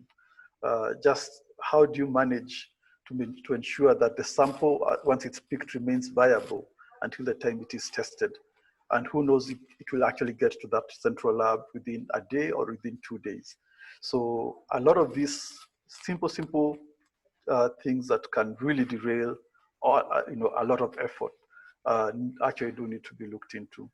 The contact tracing, again, has tons of logistics in terms of the data collection, its management, making sure the right person gets the right information, at the right level of information, and all of that.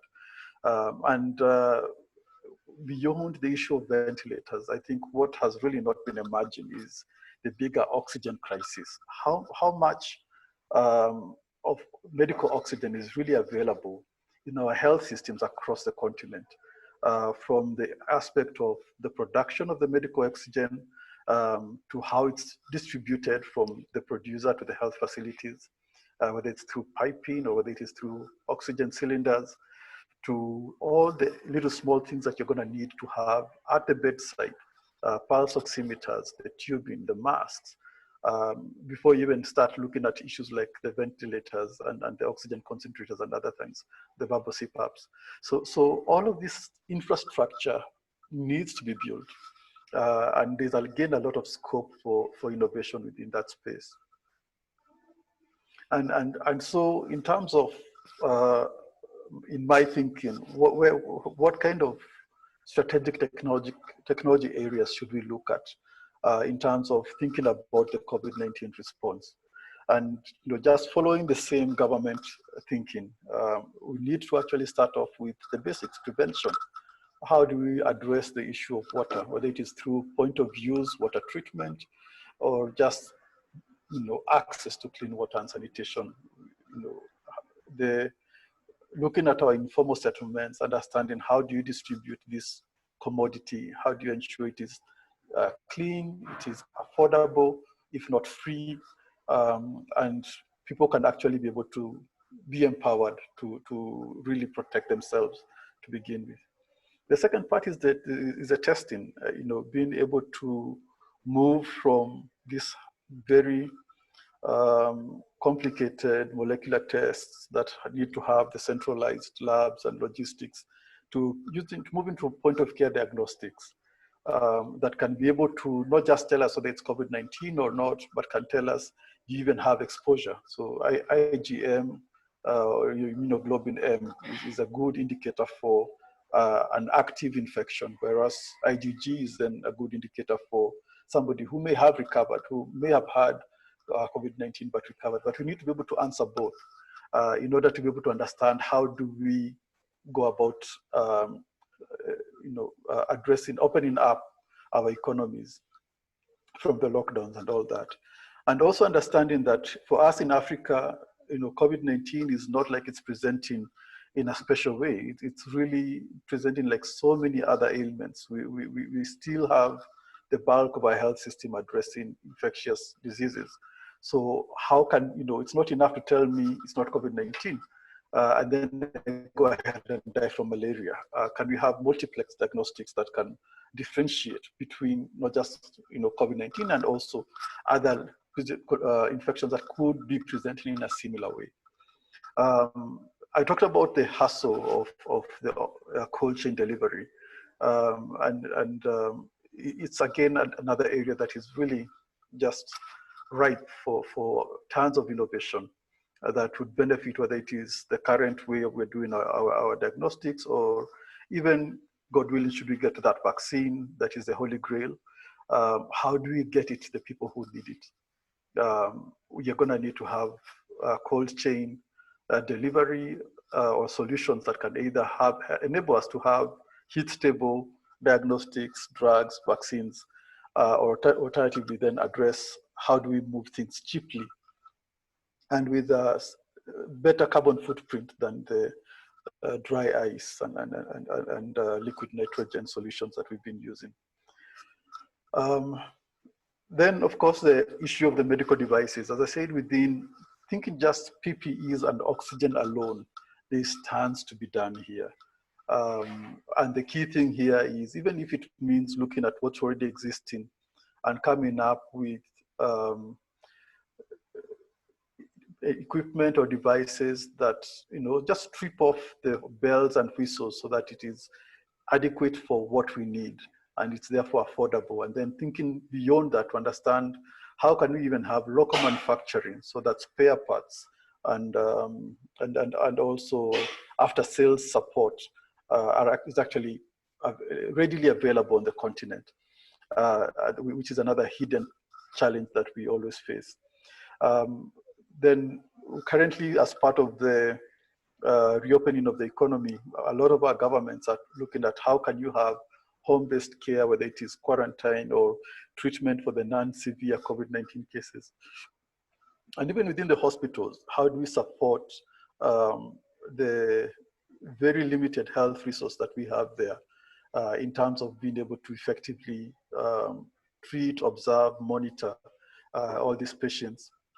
And I think there's a lot of scope there for wearables that can be able to, number one, reduce the risk to clinicians, because then you don't have to be, you know, all up in their space with a stethoscope trying to understand are the lungs clearing up or not. How can we have simple equipment that can actually be able to do that and keep that social distance, even for the doctors and the nurses that are providing care, and being able to, again, also reduce their workload or increase their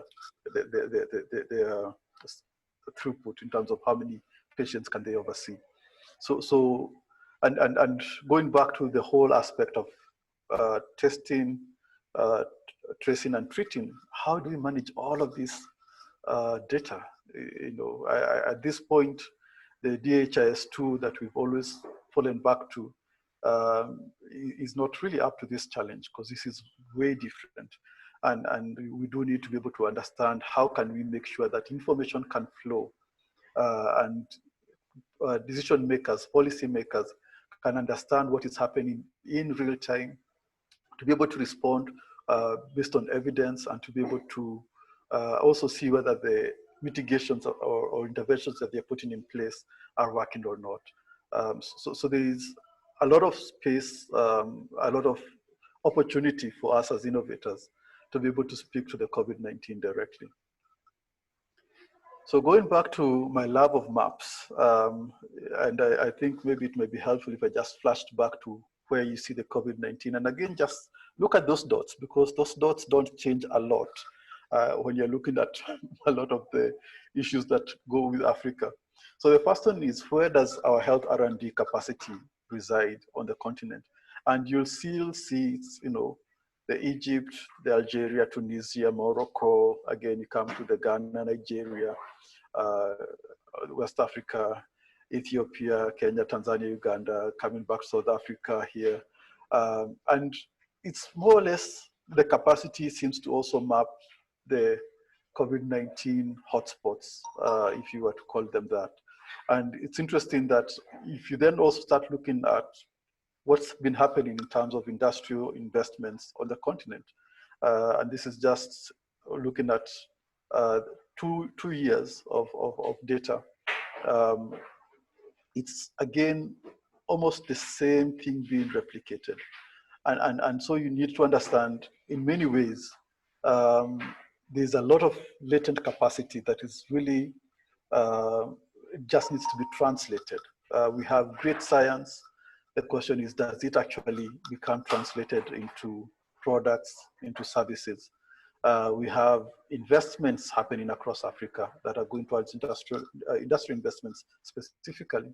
And you ask the question, how linked are they to the science platforms that we have on the continent? And then the other thing that has been happening of late is the investments coming into startups.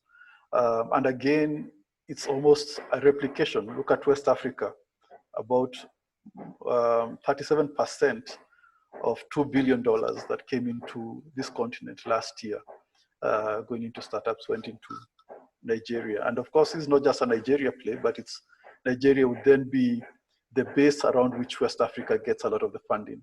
Same thing with Egypt here for North Africa, same thing with Kenya for East Africa and South Africa. So the question I keep asking myself is, how do we ensure that we're able to connect the dots? And a lot of it just has to do with a very simple challenge that we typically face. If you are from the academia or the research world like myself, you realize that we're really great at doing R&D. We do see the need in the society. We see the need that COVID-19 presents. But the question is, how does it translate to market demand? So that we are not just coming up with solutions that we'll end up just publishing about, but actually being able to bring them into the economy and moving us from a vicious cycle of poverty and disease to knowledge production and economic development. I think that is one of the biggest things that COVID-19 can do for us. And especially given that backdrop of the fact that most investors would typically have said, no, we are not going to invest in local manufacturing because China is there. How can you beat China? How can you be cost effective enough? How can you beat the economies of scale and all that? But now we've all woken up to a new reality that it's not just about being cost effective or economies of scale. It's also about decentralizing so that we don't end up in a situation like we are in right now, where it's God's graces that have kept COVID away or kept it at bay. But if we were to have the same kind of numbers that you're seeing in other parts of the world, we would really be moving towards that 10 million prediction. So how do we do so? In a more pragmatic way, this is just a bit of looking at, who are the people who can fund R&D. And R&D, I think, is one thing, but innovation is another thing. As Villgro Kenya, we are already putting out some funding of ticket sizes of $5,000 to $50,000 to innovators that are speaking within those 7 strategic technology areas that I highlighted. I think the National Research Fund in South Africa, in partnership with a few other partners, have also put out a COVID-19 Rapid Grant Fund. And again, just a heads up, the deadline is super soon this week. And then we'll have Grand Challenges Africa that is also putting out proof of concept funding in the range of typically about $100,000. But they have tied funding going all the way to about $1 million for innovation, for people who can be able to come up with specific solutions that can address COVID-19 within the next 6-8 months or so. NIH, from in terms of the US government, they are actually the largest health R&D funder globally. And they've ring-fenced about $58 million for digital innovations in Africa. And so far, I know they put out an FOA, and we should just keep an eye out for the RFP that should be announced probably, I think, by, if I'm not wrong, by August, September, thereabouts. But again, going back to, this is moving away from the normal research, but more towards the innovation. Again, speaking to market demand-led innovations. And beyond that, again, being able to talk to investors. As Villgro, again, we don't just give the grant funding, but we also do come on board as investors, typically putting in ticket sales of about 50,000 and above. And these are a few of the companies that we've been able to invest in the last few months.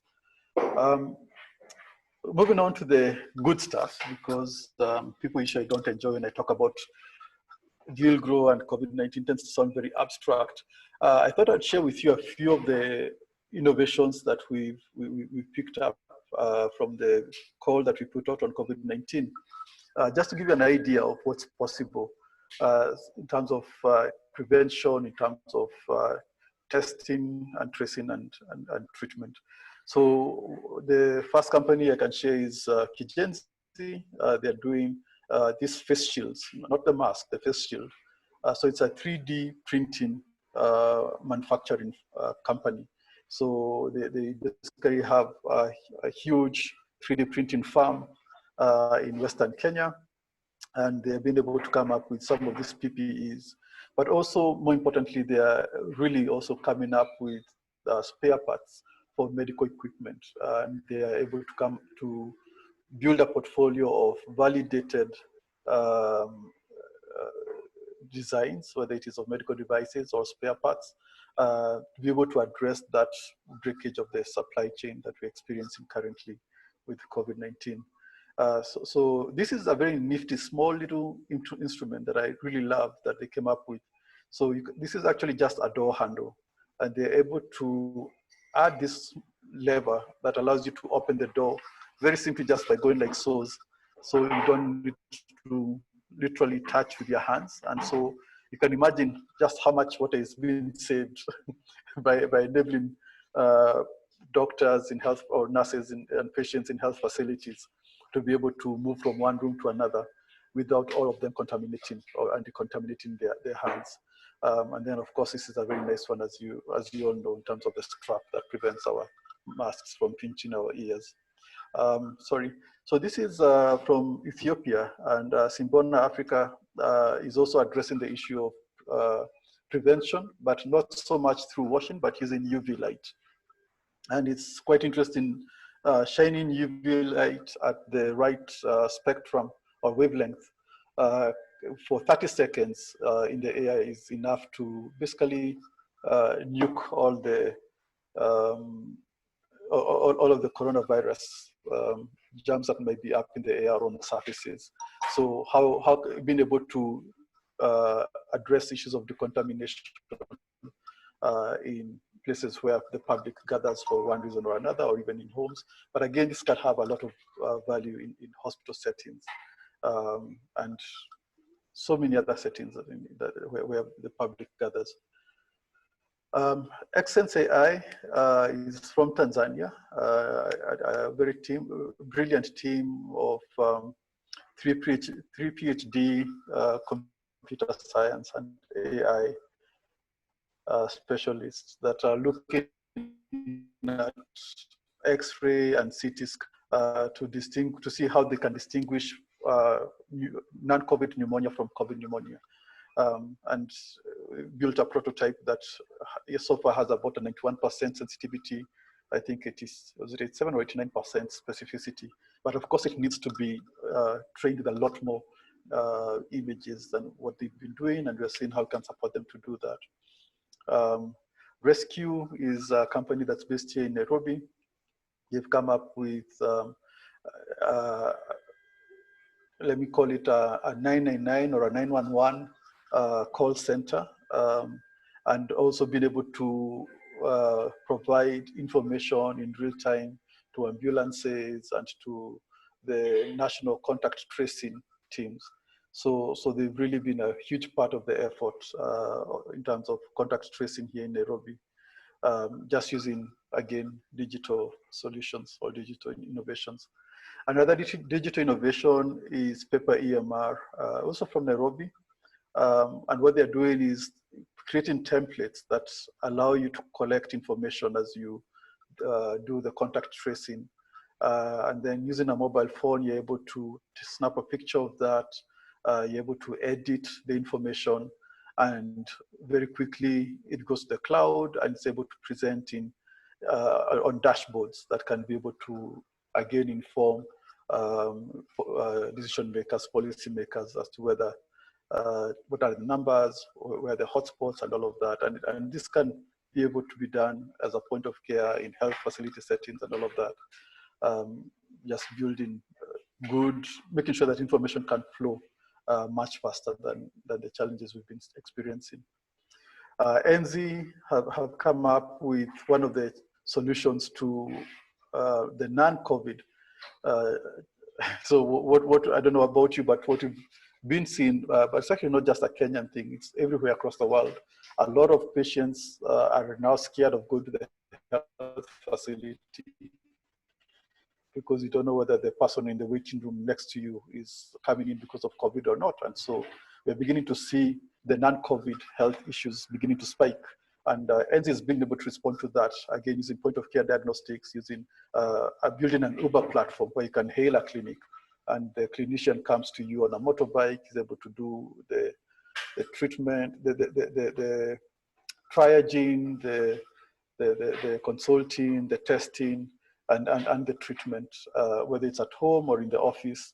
All of it, again, being backed by a lot of big data, machine learning, and all that in terms of how they are building out their system. Medixas is another one that is also speaking to the needs of clinicians. How do you learn? Peer learning, and one of the key things that we realized is that COVID-19 presents in so many different ways. The identification criteria for what we saw in China versus in Italy versus in US versus, and even in places like as simple as in Nairobi versus Mombasa in the same country, we're realizing that there's a lot of need for doctors to be able to share and to communicate. And how can they be able to do so on platforms that also safeguard information? And with COVID-19, there's a lot of stigma to it. So they've currently been using WhatsApp as their go-to platform, which if that phone fell into the wrong hands and stuff like that, would create a lot of backlash. But so Medixas has been able to address some of that. And maybe my closing thoughts on the whole COVID-19 is there's lots of opportunity. There's a lot of work that needs to be done. And I think, as I said, there's that silver lining for people who are problem solvers. But it's good to understand that it also takes an enabling environment for this to happen. And within this discussion, we need to really be able to have not just academia, not just the innovators, but we also need to plug in private sector. We also need to plug in government. And because for you to be able to come up with these solutions, we do need to have platforms that allow you to have access to the patients, to the doctors, to the nurses, so that you can be able to do that human-centered design, you can be able to do the validation as you move from one iteration to the next, and all of that, and understanding what are the actual pains they are facing. And even beyond the end users, to even understanding the procurement systems and all of that. So that you can't really be effective without co-creating platforms being put into place to support innovators. Government procurement is critical. And one of the key things that I've been having is discussions about what are the incentives in terms of the government procurement system. What is it that they're looking for? Working with private sector, it's really easy. Either I'm going to tell you, hey, this solution is going to give you this much more revenue, or this solution is going to create this, is going to give you this much more in terms of savings, and so increase your margin. Now, at least for Kenya, I can tell you that does not fly. We need to be able to understand what is it that government wants to do. How have they rigged the incentive mechanisms so that when you're talking to government and government, the public health system really is the biggest market there is for any of these innovations. Understanding what is it that drives them, or what is it that should inform their procurement, so that it's not just an issue of what is the cheapest. How about issues like SLA? How about issues of sustainability? And so many other things that we can be able to bring into the picture. But yeah, so we do need to have a lot of discussion. Private sector, of course, as I said, they're easier, but it's a very fragmented space. So it takes a lot more money, it takes a lot more effort and time to be able to show traction in the marketplace. And you need to show traction in order for investors to back you. So we cannot simply just say, let's work with private sector. We really need to work with both private sector and government. And the biggest aspect of, again, investment and industrialization incentives, so that we actually start having homegrown solutions, local manufacturing. This can only happen with government support. They need to understand how to prevent being flooded with cheap products that may be quality or maybe not, but the bottom line is they undermine the sustainability and the resilience of our health system across the continent. And then the last one, which is one of my favorite pet peeves, which is when we get all of this funding coming in the name of COVID-19. And one of the things that makes this especially tough is because for us in the health sector, it's very much donor dependent. So if you're coming up with a rapid kit diagnostic for COVID-19, and then the next thing you know is USAID has come up with a big program like PEPFAR, and they flooded the entire market with 3 rapid kits from China or from India or from US, whoever.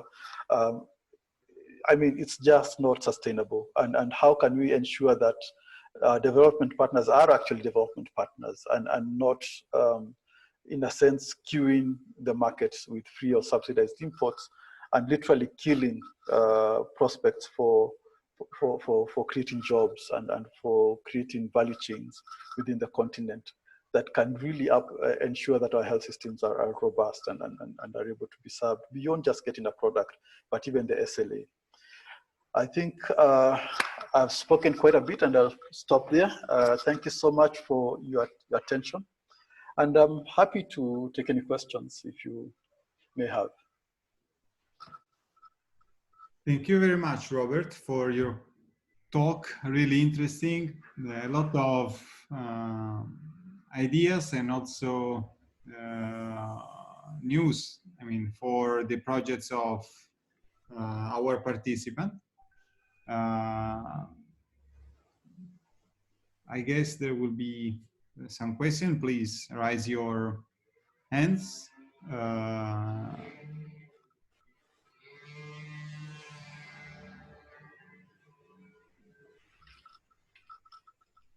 Don't be, there is someone in the chat. Yes, I've seen from Glennis, thank you. I think either I was very good and everybody understood me, or I lost everybody. So at this point. We have Benjamin. So Benjamin, feel free to ask. Please can you take me to the comparative map? I think I have something to ask the COVID-19 and the industrialization comparative map. Okay, hold on one sec. Can you see my screen now? Yes. Okay, let me just put it in the presentation mode.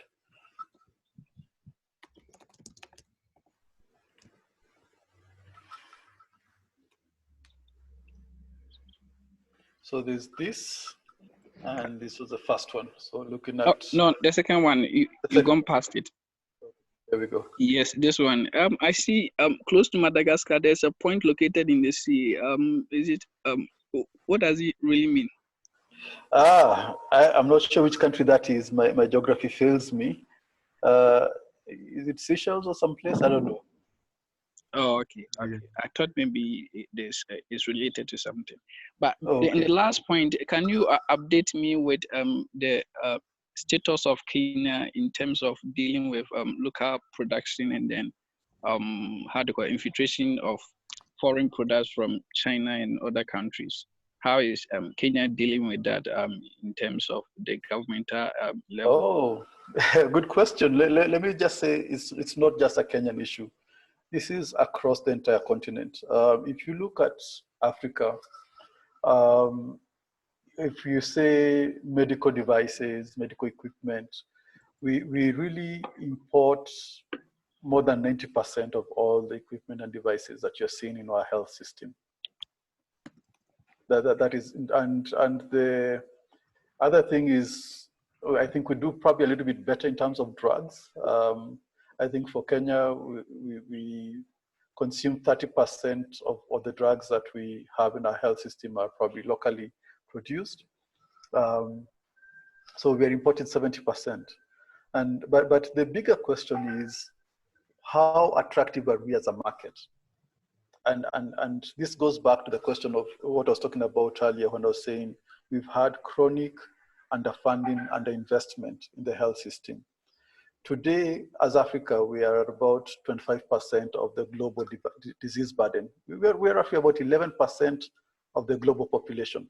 And I'm not even talking sub-Saharan Africa. I'm counting Egypt and, from Algeria, the Atlas Mountains, all the way to Cape Town, Cape of Good Hope.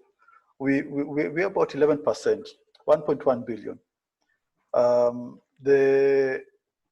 As a market, we are actually, when you talk of pharmaceuticals, I think we're at about 3 to 4% of the global pharmaceutical market. If you're talking about medical devices, we are about 2 to 3% of the global market. So the reality here is that our market fundamentals are broken.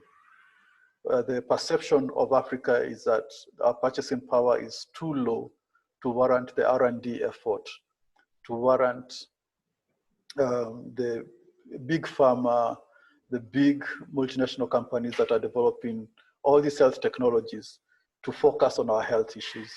And that is scary. And you look at our health statistics, you realize they really are the worst health statistics globally. So how do we address it? And I think I'm glad that I saw one of the next keynotes talks later this week is on frugal innovation. How do we achieve equal or better than the industry standards in terms of health technologies, but at a fraction of that cost, so that then it makes economic sense to invest in R&D, to invest in local manufacturing, because it doesn't help to come up with solutions if we can't afford those solutions. We need to solve the issue of affordability and access, both at the design and development stage, but also through the business model stage. And it's only when we're able to link those two that we're able to actually start to make a dent in terms of the issues that we are facing here. I don't know whether that answers your question. Oh, okay. It well answers it. And I have one last thing. Based on your knowledge and your experience in the industry, do you think the current industries or companies in Africa are capable to be able to meet the needs and the demand level, looking at the rate at which COVID-19 is spreading? Is it 180 something days, moving down to 18 days to double up? Looking at it, I think we should be expecting something like 9 days for another doubling. So looking at that, do you think we have the capacity to actually handle that? And if, based on your answer, would you suggest that we will have means of joining hands with maybe European countries or Chinese companies to supply us more of that to augment our needs here? Yeah, a great question. I'll say, yes, we do have capacity. We have some capacity. I don't think our capacity is sufficient. Now, what does that mean? It means, yes, we have capacity, but doesn't mean, the fact that it's not sufficient does not mean we do away with it. And we just fall back to what is the easiest approach of saying, hey, just import, just, you guys, we've got nothing, you bring, give us. That would be the wrong approach. What we need to do is to understand, how do we augment the capacity that exists? Even within the donor response, there needs to be what we call inclusive procurement that enables the current and existing capacity to be a part of that global value chain. Otherwise, if we were to basically think just in the short term, what will happen is then you move very quickly to address everything, but then you leave us worse off leave us more impoverished. I remember when I talked about that vicious cycle of poverty and health. So we are poor, so we're not eating well. We are poor, so we're not getting access to healthcare. So we're getting sick, and then because we are sick, we become poorer because we're not being able to earn. So how do we move out of that? We need to build a virtuous cycle that says we are sick, so we need to develop solutions. The solutions are gonna create are gonna speak to our market, so they'll create jobs, and the more jobs we're creating, the more we are lifting people out of poverty, and the disease burden starts coming down. For me, my main worry with Africa is when we look at the health issue alone, because then we're really just looking at the symptom. The root problem for us is really poverty. And it takes us moving and creating a knowledge-driven economy for us to be able to move out of poverty. Like I said earlier, the biggest challenge has been making the case to investors when China is there. Now that the Chinese angle that thinking has now finally been dislodged, I think we do then need to move very quickly to make a business case for investing in the local capacity that exists. How do we strengthen them? How do we build it up? A big lesson I've seen in China, in India, has been, you'd hear companies like Suzuki Maruti. What's happening there? It's the Japanese Suzuki farm joining up with a local Indian farm, and they do a joint venture, and the technology transfer from Japan comes into India. It's customized, it is embedded, and it scales. We need to be thinking the same way.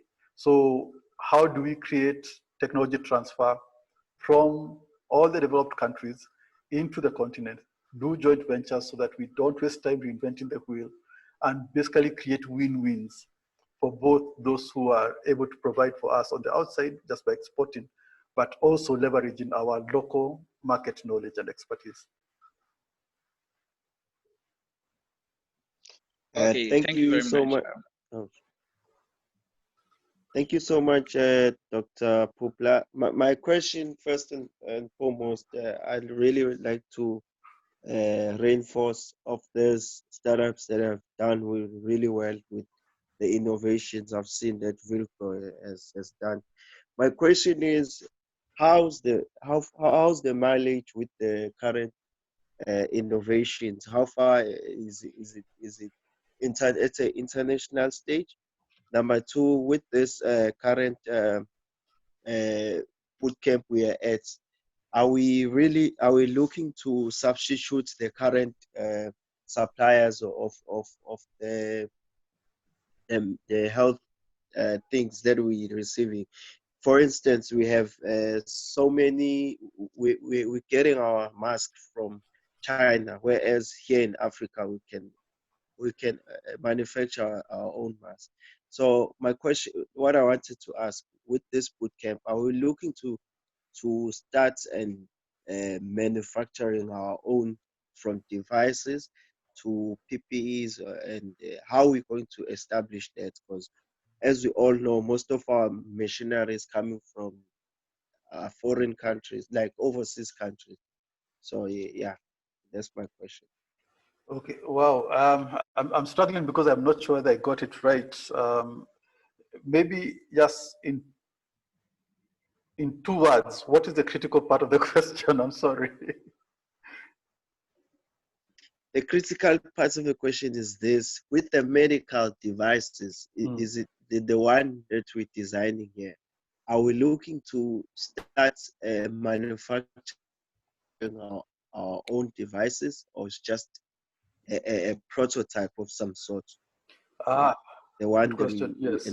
Yeah. So at least for us as Villgro, one of the things is that we are really focused on lab to market. We don't want prototypes.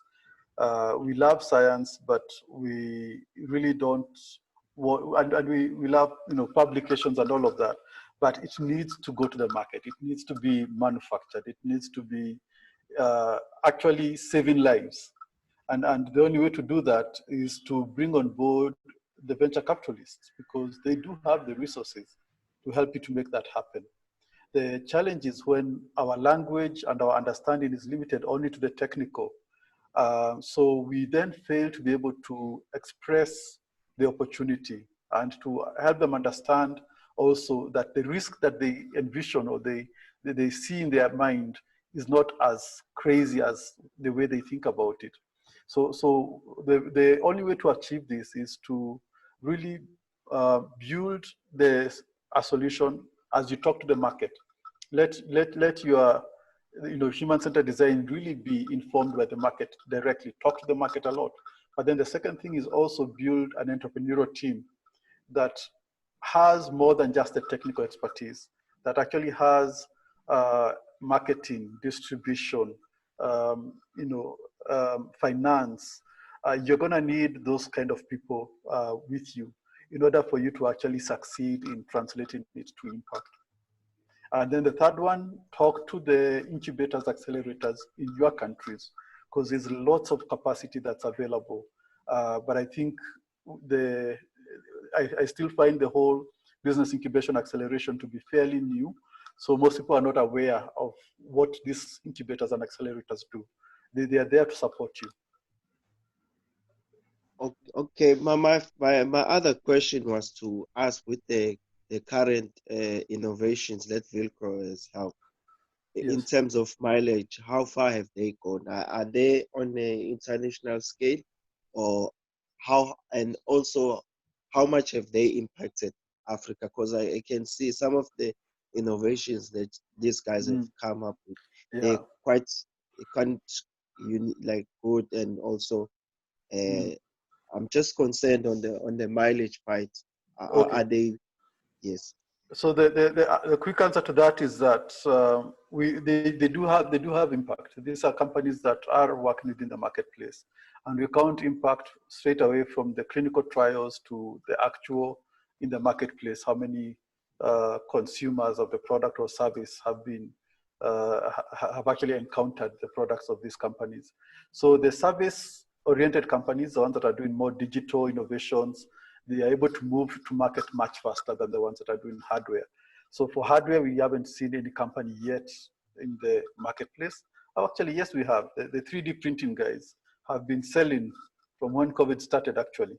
So, the question is, how many? What is the time to market? It does differ, of course, for people who are doing pure digital innovations. To people who are doing, like the rapid manufacturing, like 3D printing can do. Those who are doing hardware, like Simbona Africa and others, Mama Ope, Matibabu, all of these companies, they do have a longer lead time to market. But what I always say is that Rome was not built in a day. If the best time to plant a tree was 40 years ago, the next best time is today. So let's not fear the duration or the distance it takes to go to market. Let's plug in and get started today.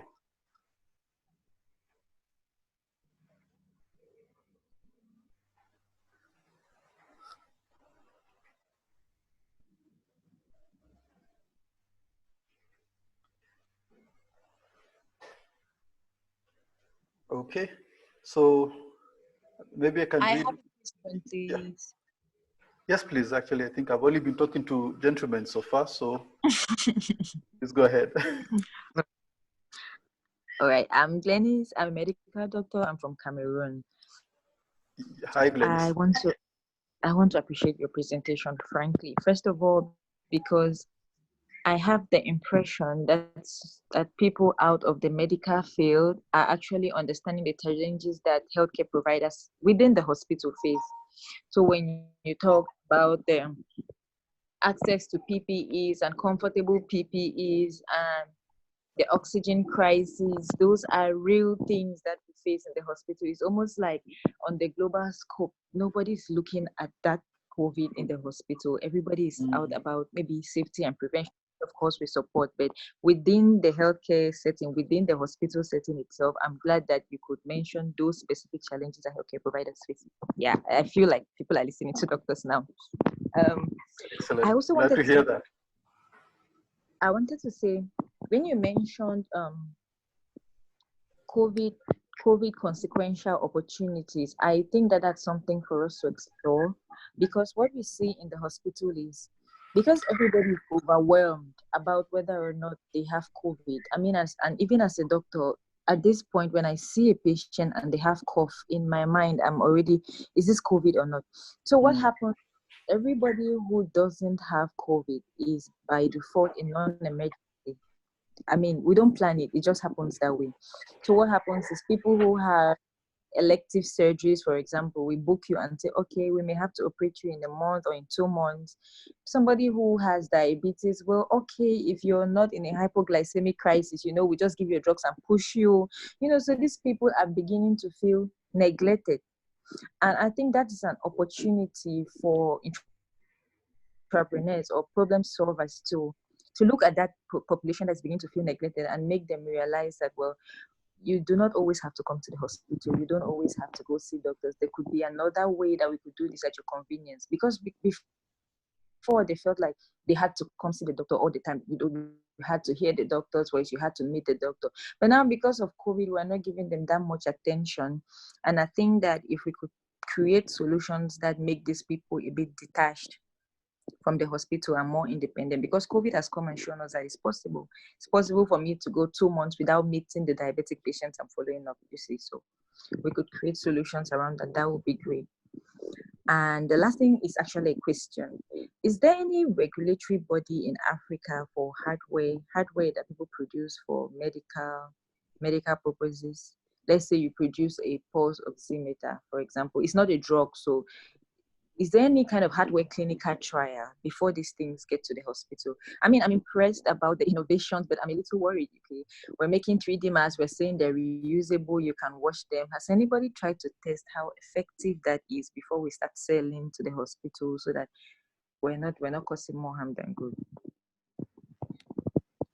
Thank you. Those are great questions. And I must say, I totally agree with your sentiments on the first two.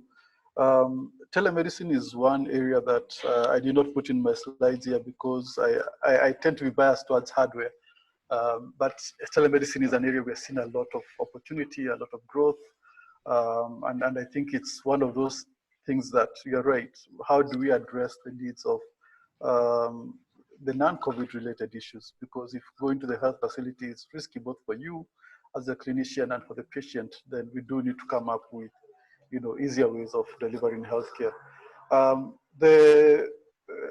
telemedicine can do a lot of that. The thing on regulatory, it's a critical issue. It's really huge. And what I've seen, and it's the case for most countries, is that our national regulatory authorities are typically staffed with pharmacists. They understand drugs, but they may struggle a little bit more to understand the diagnostics, the devices, the hardware. And so there's need for capacity building within the national regulatory authorities. And not every country has one, but I'd say, again, looking at those dots, remember the dots I kept showing you in those maps, each of those countries actually does have a more than basic national regulatory authority that does have quite some capacity. Now, what are the main challenges that we've experienced as Villgro in terms of the innovation process? The big one has been a lot of them really just rubber stamp. The first thing they'll ask is have you met CE? Do you have approval from EMA, from FDA, from other places? And based on that, they'll just go ahead and say, and therefore we now approve, because they don't really have either the mechanisms, the infrastructure to test for themselves. So we do need to get our governments to invest in health technology assessment. We do need them to invest in our national regulatory authorities. And we also need to have that broader discussion of how can they support innovators, because even in most cases, what we keep coming across is that the regulation is geared towards importation. It's not geared towards homegrown innovations. And so rather than them telling you straight away that they actually don't have any processes in place, they'll typically give you the runaround and keep referring it to the higher up and all that. So we do need to have a lot of honest conversation with government.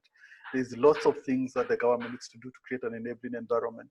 And I think COVID-19 does bring the urgency for us to be able to do so. And as long as we are being able to drive that conversation in terms of a case in point, that is this particular innovation we're now talking about, whether it's the home, the ventilator that you developed at home or something like that. Let's have those discussions with case in point innovations that we are developing.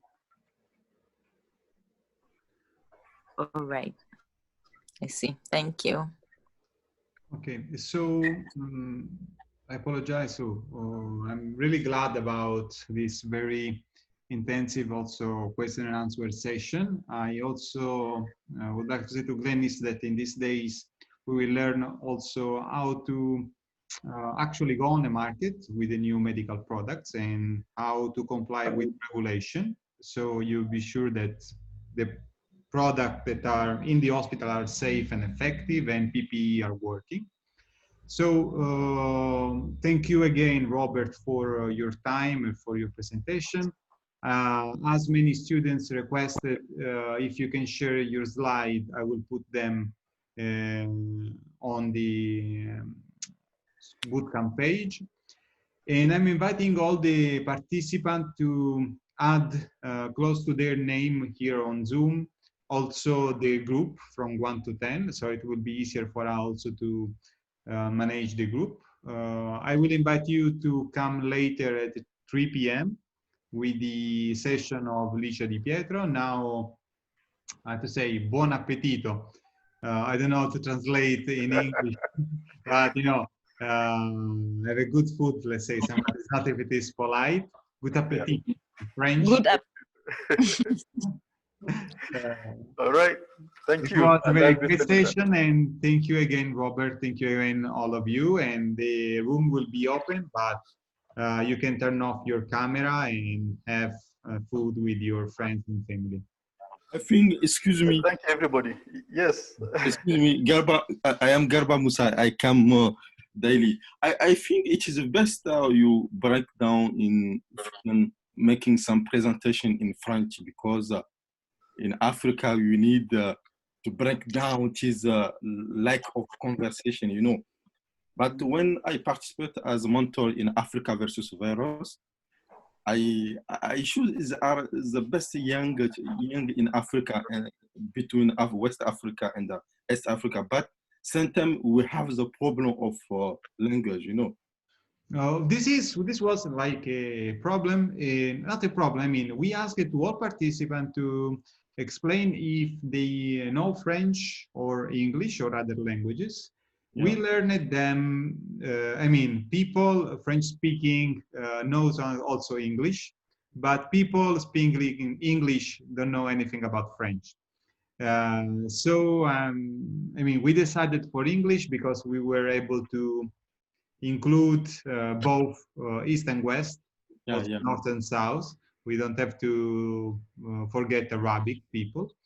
But right now the language is English. But of course, if there are students who are not able to understand each other, we also have some mentors that are French speakers, so we can help in the immediate communication. I hope that the school has to be inclusive. So we have also Spanish people. So we have another people who are not also Chinese. So we are many. Okay, thanks. So can I please ask Mr. Robert a question? Yes. Okay. Hi, Mr. Robert. Hi. I wanted to when you were talking to the lady earlier on, you made mention about when you have investors trying to go globally to get product to sort for product outside. So I wanted to say this. I think that when it comes to we Africans, or we that are trying to bring out bring up our product, we don't, we have issue with the pricing. That like, if you want to get our products from people from Africa, if you look at the pricing and look at the global price also, you tend to want to go for the global market because it's way cheaper than we here. So I don't know if we can work on that. I mean, you can find solution.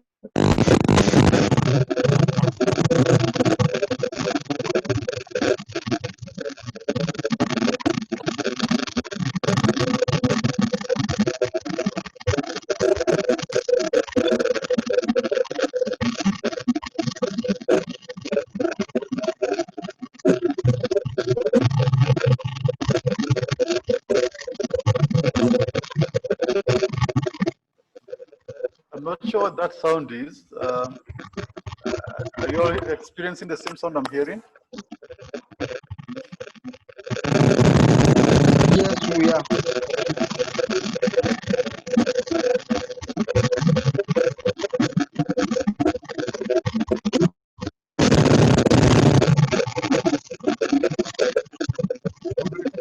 The opportunity to mute participant. Needed. We have Karanja and user with the microphone on. So, Okay. I think, yeah, it looks like somebody went for lunch and left the microphone. Yes, probably. I assume. So, yes, I was not able to understand your question. If you want, you can type in the chat, and of course, Robert can explain you also later. Feel free to type here on the chat, so also the other people can understand, even if we have problem with the mic. The same is for the other question which is coming. I don't want to keep all of you stuck here on the chat, of course, because we need to come back here at 3. So feel free to also send the comment in the chat, and Robert can reply later. Yes, I'll be happy to. And also, I think if I got your question correctly, you're asking how do we address the issue of imported products being cheaper than what we would produce on the continent? Okay. Okay, so I'm going to mute you and just answer that as briefly as I can. So there's 2 things that I can highlight. The first one is what is cheap and how do we define affordability? A lot of our health facilities are in fact a graveyard of equipment because we import all of this equipment that we are not able to maintain and to service or repair. So when we don't have the benefit of local manufacturing that can be able to then provide, or even assembly lines that can be able to make sure that spare parts are more readily available, the expertise for maintenance and repairs is there. What happens is that what looked like it was a cheaper alternative in the long run actually is much more expensive. When something small happens to that equipment, it very typically finds its way to the back of the hospital. And every hospital clinic, you go to them, and at the back, somewhere at the back, you'll find all of this equipment that maybe blew a fuse or something crazy happened, and there's no means of being able to repair them, so they're just done away with. So the reality is, and that's what I was saying, when it comes to national government procurement, we need to get to understand better how do they make their decisions? How have they structured their systems? What are the incentives for different kinds of procurement? And actually have a dialogue that allows us to be able to educate them, because I think in this case, it's an issue of educating the customer so that they don't just take things at face value. And with the normal penny pinching, you know, you're pinching the pennies, but you are being dollar foolish. That is the worst kind of way of dealing with public resources. How do we help them to actually build capacity for health technology assessment? So that discussion needs to be done. And I think the opportunity is there. They're reasonable people.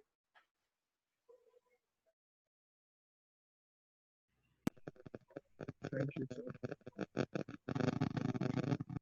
So, thank you again. Hi. Hi, Joy. Okay, please, I wanted to ask a question. Okay. Sorry for coming late. Please, I want to ask concerning the lecture that just ended. He talked about, in the beginning, he talked about the preventive measures whereby the government put aside for us to follow, washing of hands and all that. He talked about some places whereby we have dirty waters, which is really true, especially here in my country, Nigeria, whereby we're being locked up inside without measures of what to do. Now, I want to ask a question about corruption.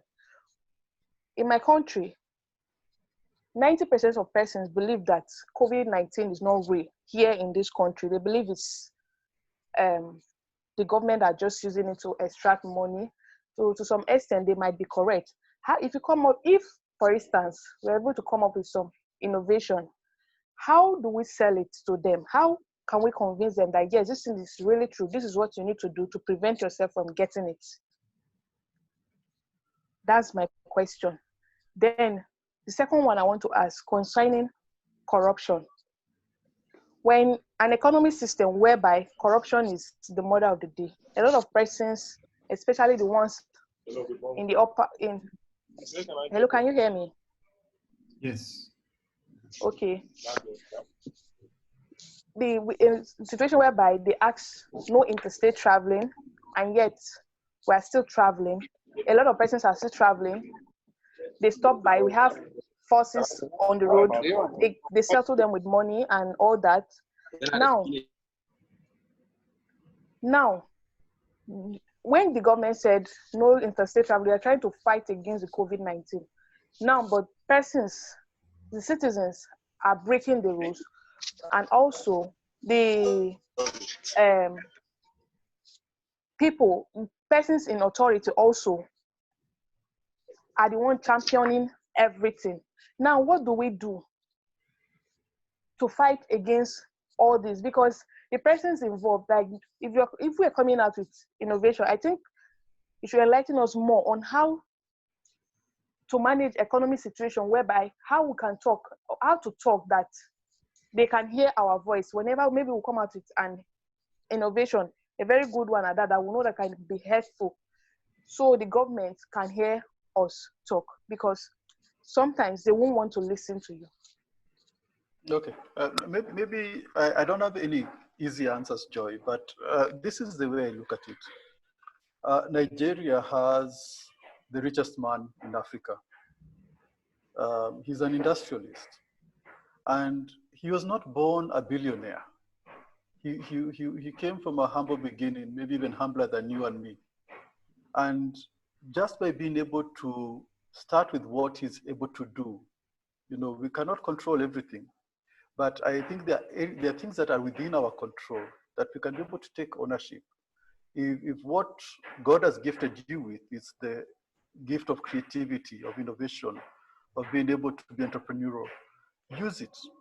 And also look for people who have excelled in that area. Get mentorship, because he has faced corruption.